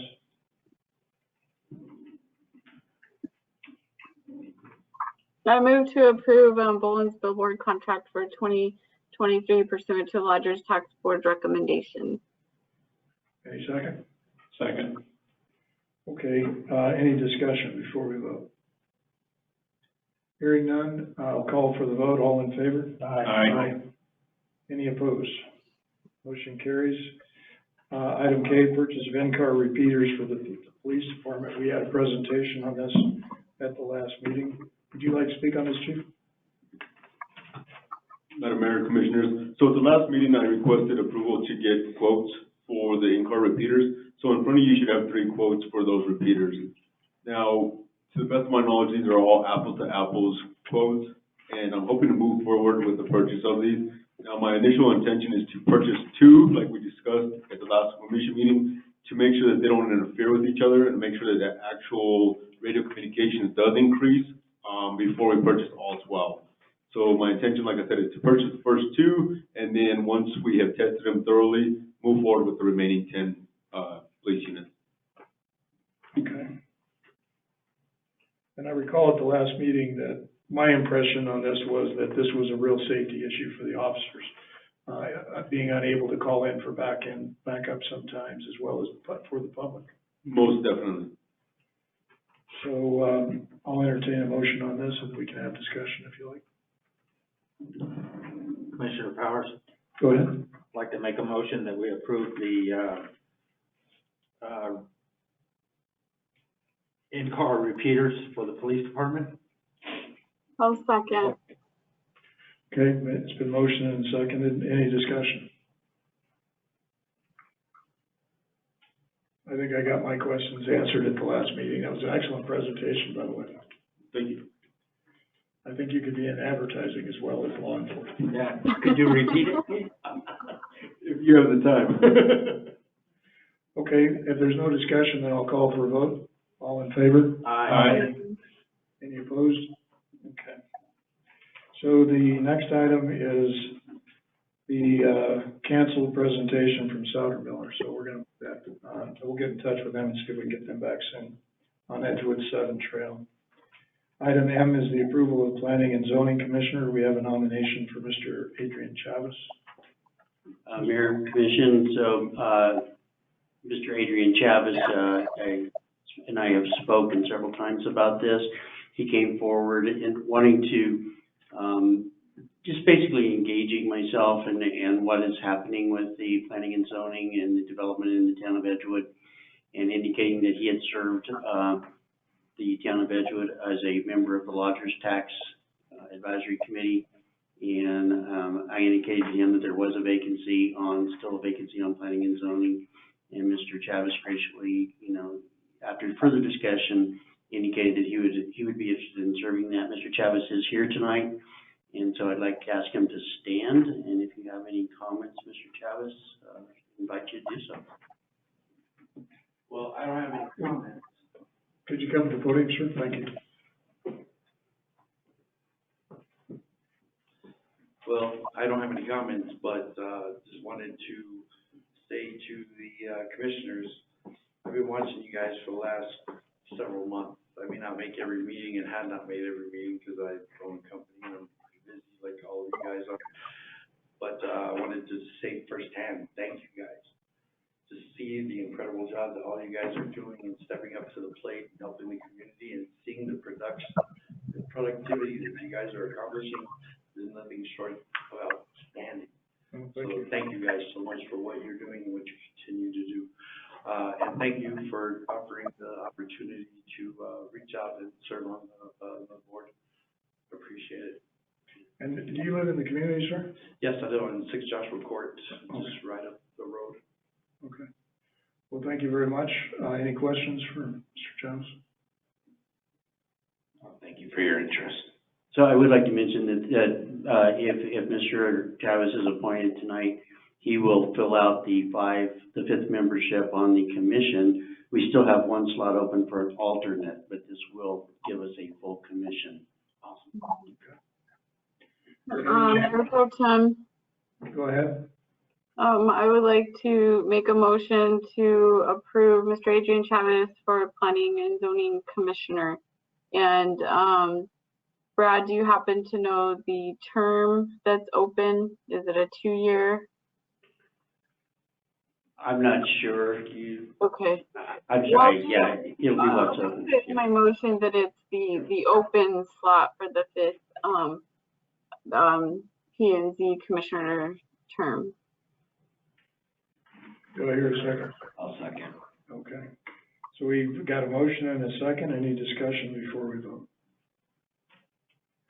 Okay, hearing none, I'll call for a vote. All in favor? Aye. Any opposed? Thank you, sir. Welcome aboard. Thank you. Thank you, Commission. So Commissioner Chavez will be sworn in at the next Planning and Zoning meeting officially. Thank you. And when is that meeting? The 12th. 12th. Thank you. Okay, next we have a public hearing for proposed ordinance number 2022-05 regarding the zone change to special use. This was the matter that was brought forward a couple of weeks ago. Yes, Mayor. Yes, Mayor Pro Tem. So this is this is a little bit different, the way we have to do zone changes in the town. So, the process is, it is first taken to Planning and Zoning Commission. They make a recommendation to the Governing Commission. The Governing Commission hears the matter, and then in lieu of what you normally would see as a conclusions of law and or findings of fact and conclusions of law, under Municipal Act requirements, it's brought forward as an ordinance. I will advise you that it is unique in the New Mexico statutes in that all ordinances that a municipality brings forward are subject to a 2 weeks notice prior to consideration. There is an exception to that, and that exception is specific to ordinances regarding zone changes where a planning and zoning commission has made a recommendation. I can actually read the language if you'd like, but it says, so it indicates, you know, this requirement to have public notice, and it says exceptions or to ordinances, the subject matter of which is amending a city zoning map, provided the amendment to such zoning map has been considered by and recommended to the commission by a planning commission with jurisdiction in the matter, is sufficient defense to any suit or prosecution to show that no notice by publication was made. So I just want you to be assured that this is, while it's an ordinance, it's not treated as a normal ordinance. And so, but there will be, I would ask you to just call if there's any public comment, and then we can proceed. Okay, so we'll take public comment at this point? Okay. Does this require the public to be sworn in? No. Okay. If anyone wishes to comment, please come forward. Anyone on the GoToMeeting that wants to unmute, please do that if you want to comment. And we have one caller on the phone. Would you like to comment, please? And just for clarification, Mayor Pro Tem and Commission and Mayor, the reason that there is no swearing in, this is a legislative function that you know, an ordinance adoption is a legislative function. You mentioned that there's another method that's used elsewhere other than this method, which seems a little cumbersome. What is that other method? I didn't speak. Oh, you didn't say that. Okay, I must have heard something else. Yeah. All right. So I'll entertain a motion to approve the ordinance. Mayor Pro Tem, Go ahead. I make a motion for ordinance number 2022-05, an ordinance granting the approval of the zone change to special use zone with the town of Edgewood. Okay, did I hear a second? Second. Okay, any discussion before we vote? This is a roll call vote. Okay. Okay, we'll do it by roll call then. Mayor Jaramillo? Aye. Commissioner Brennan? Aye. Commissioner Anaya? Aye. Commissioner Donner? Aye. And I vote aye. Motion is carried. Thank you. Next item on the agenda is general public comments. Anyone wishing to speak, please come forward. Ms. Hupperts.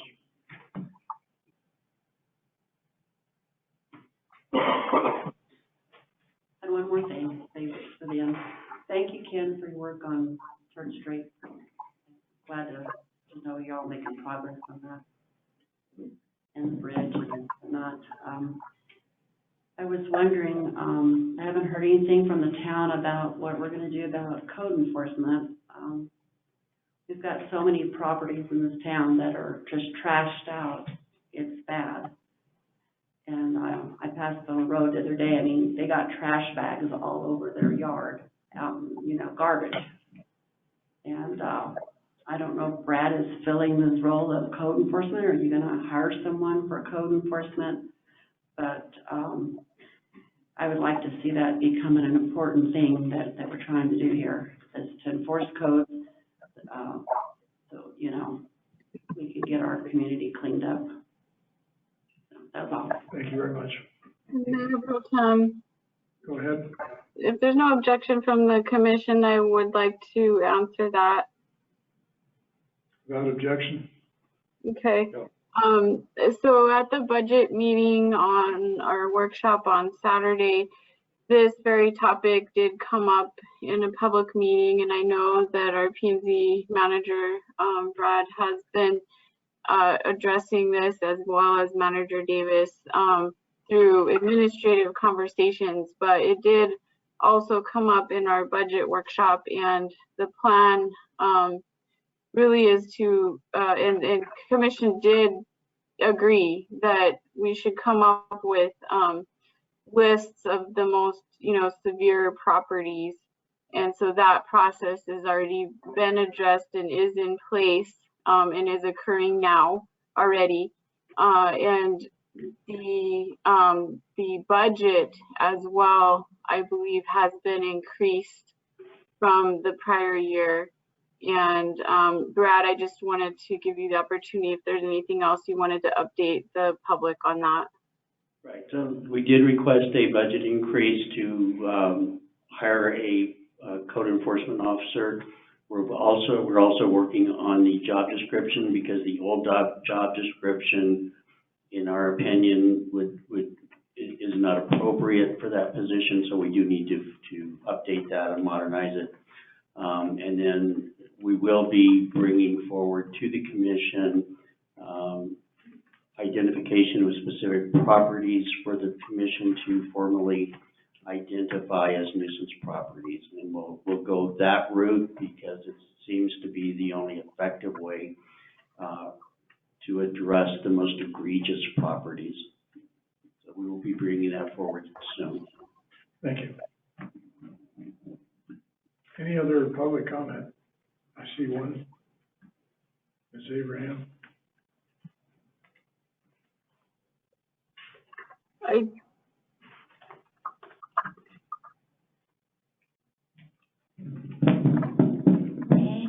This is Sherry Abraham. How are you all tonight? Good, thank you. I wanted to talk about Echo Ridge. I saw next door there were a lot of comments about a bus living in there or something like that. And there was comments back and forth as to who enforces the violations in there. You know, with all the fires going on and everything, I just would like for it to be clear, do the Edgewood Police Department have the authority to go in there and stop people? Is it the fire department who would be liable for going in there and taking care of that property at this time? That's my only concern. I live out there in that wooded area, and if it catches on fire, the whole south part of Edgewood will burn. So, thank you. I'll just say this at this point, that part of the plan of fencing and gating is to be able to close it from dusk till dawn, which will help to alleviate anybody who wants to come in and build fires. I understand there's been some of that going on. So there's some practical ways of stopping that, but in terms of the enforcement, it's actually outside the town limits, and I just think I saw a memo on this, but I'm going to ask the chief to address that. Madam Mayor, Commissioner, so yes, you're exactly right. It is outside of the city limits, so the Edgewood Police Department does not have any authority as far as enforcing any state statutes or town ordinances there. If there was criminal offenses committed, Santa Fe County Sheriff's Office could respond and take care of those violations. But as far as violations that are committed, as far as somebody camping or enforcement that is a federal law, it would fall under BLM, and they would have to actually come down and enforce that aspect of it. Yeah. And all of our efforts in terms of building the improvements that are necessary on that BLM parcel are aiming toward the goal of BLM deeding it to the town, which they've agreed to do once we complete these construction improvements. So once it's deeded to the town, it's an easy process then to annex it into the limits, and then we'll have enforcement powers now. We do, Mayor Pro Tem, I just wanted to add that we have already had those conversations with BLM and with the sheriff's office. What we need to do is just put into place an MOU, a memorandum of understanding agreement, or a joint powers agreement, either way, that would allow us to have that enforcement powers in joint collaboration with the county, and almost like we're doing it for the county. And I think that that's something that the sheriff's office would probably be fine with us doing.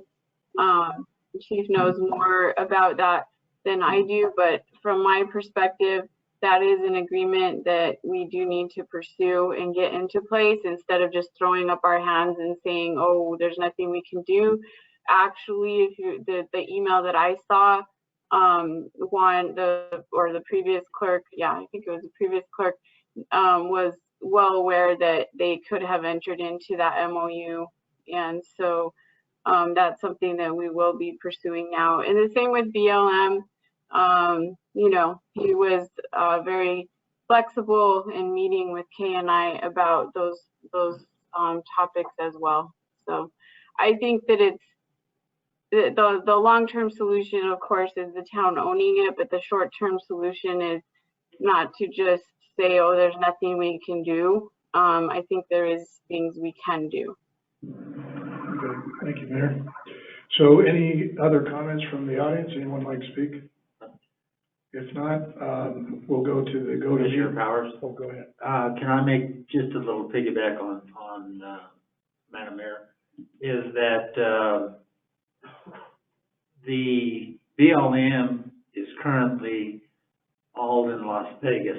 They are all fighting the fire, and believe it or not, they even have some of the office people out there. So the priority is right now is the fires, and we have been working. The town has been talking. We've been in communications with about the 2 RVs up here. So we want to let you know that we're definitely moving on it, but the fires have kind of taken priority over them. So, and I apologize for that. Okay. I'll just add one other thing. Go ahead. So with BLM, it is one of the only places that people can camp outside of forest. You're not allowed to camp on state trust land at all. So the BLM, that's why they're there. And unfortunately, our hands are tied with the enforcement of being able to really do anything about that. Well, it sounds like we've got some short-term solutions and long-term solutions, so I think we'll pursue them all. Yeah. Take the shotgun approach. So, okay, so is there anyone that wants to speak on GoToMeeting? Please unmute yourself now. Hearing none, we have caller. Oh, go ahead. Sorry, Mayor Pro Tem. I thought that Ms. Burke might address it, but I did want to state that the YES program is moving forward, and we are recruiting right now for positions for staffing, and this could be any ages, I believe. Teenagers, even high schoolers are able to work the summer program. And we need, I'm not sure how many more we need. The last time I checked, we needed, I think, 8 positions filled. And if we don't get those positions filled, we're probably closer now, but if we don't get them filled, then we can't serve the 60 kiddos that we really want to serve for the summer.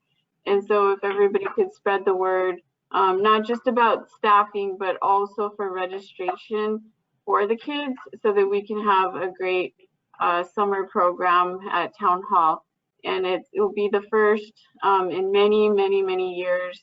And I did want to point out too that 70 to 80% of the respondents to the comp plan survey stated that we didn't have enough things for kids to do in Edgewood. And so getting this summer program, the youth programming, moved forward, I am really happy about. So we really want to see it successful. And I see Linda unmuted. So if you want to fill in, Linda, please. Absolutely. I'm happy to give an update. We have been making progress in getting staff members recruited. We probably would benefit from having another 4 or 5 staff members to give a little variety, so that we're not expecting the junior counselors, which are teenage workers, to be working as many hours as an adult would. The program itself is designed to be 8 weeks long through June and July, and the hours are 9:30 to 3:30 each day, Monday through Friday, with before and after care options for those families that would like to utilize that service. And we are hoping to get registration information out by the end of this week, and the community will get to know what all of the themes are for each week and the field trips for each week, so that they can make the choices on which days, or which weeks rather, they would like to sign their kiddos up for. So I would encourage everybody to help spread the word. Anyone who's looking for summer work, maybe it's high school kids, maybe it's adults that are home from college that would like to work in the summertime. And these are really great jobs. We've had an opportunity to interview some really great applicants so far that I think will make excellent counselors for the kids. Okay, well, thanks again for all your hard work on this. I know it's been about 10 years, I think, since this program was put in place, and it just kind of was left to suffer. So I appreciate you resurrecting that. Well, it's my pleasure. It was always a really popular program, so I'm glad that y'all have decided to make it a priority again. Thanks. So I think we've allowed everyone an opportunity to go to the meeting. We have one caller on the phone if you'd like to speak. Okay. Hearing none, next item on the agenda is future meetings and proposed agenda items. We'll have our regular commission meeting May 17th at 6:30. We're proposing to have a community meeting regarding the Edgewood 7 rights of way.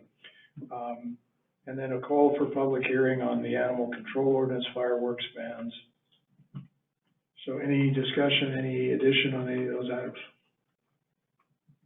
I think the Animal Welfare Board is going to be addressing the ordinance at the next meeting, and if they could just let me know, or Kay or Stephanie know, when they have those recommendations finished, then we can do a call for public hearing. And then as far as the fireworks ban, I know that this is something that we have normally done, and I did want to mention that I was in a mayor's caucus meeting last week, and they did say that we cannot, we're not allowed to ban all fireworks, but there are certain fireworks that you can ban. And I think that's what normally the county and the town does.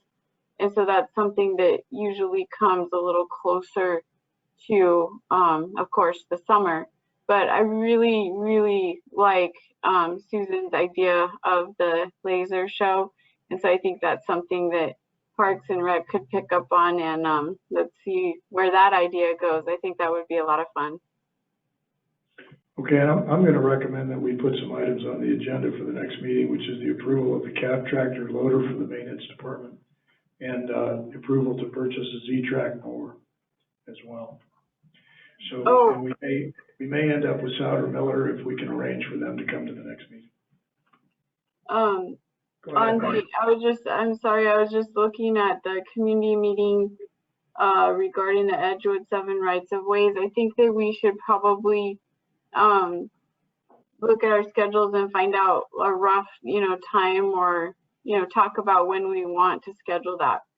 So would we want to schedule it sometime in June? Would we want to schedule it toward the end of May? Would we want a night? Would we want a weekend? I think we should probably touch base with the engineers and tell them when we want to have the rights of way completed, and then set it accordingly. Probably for the first meeting in June, I would think they could have it done by then. Have the meeting, the community meeting? Yes.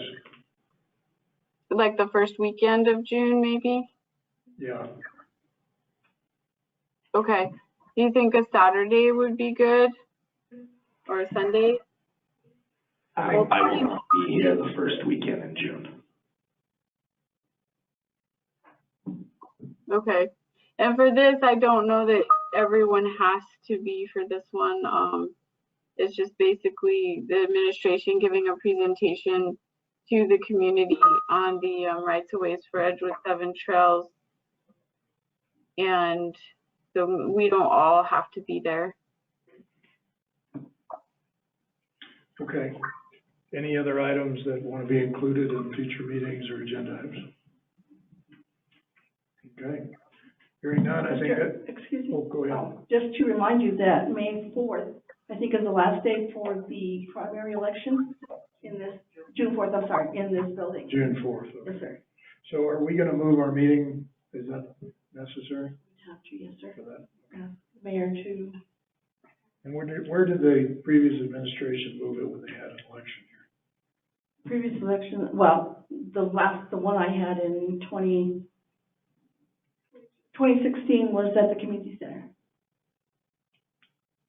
We had a meeting. I think that we did have a meeting in the gym, right? I'm not sure, Mayor was not present for that. Well, we had the candidate forums there. I think that would be okay to put it in the gym. We'll have to put a request in for that. Okay, I think if that's it, everything, then, we don't need a motion to adjourn, is that how we're doing it? Okay. Meeting's adjourned. Thanks for coming. Thanks, everyone. Good night.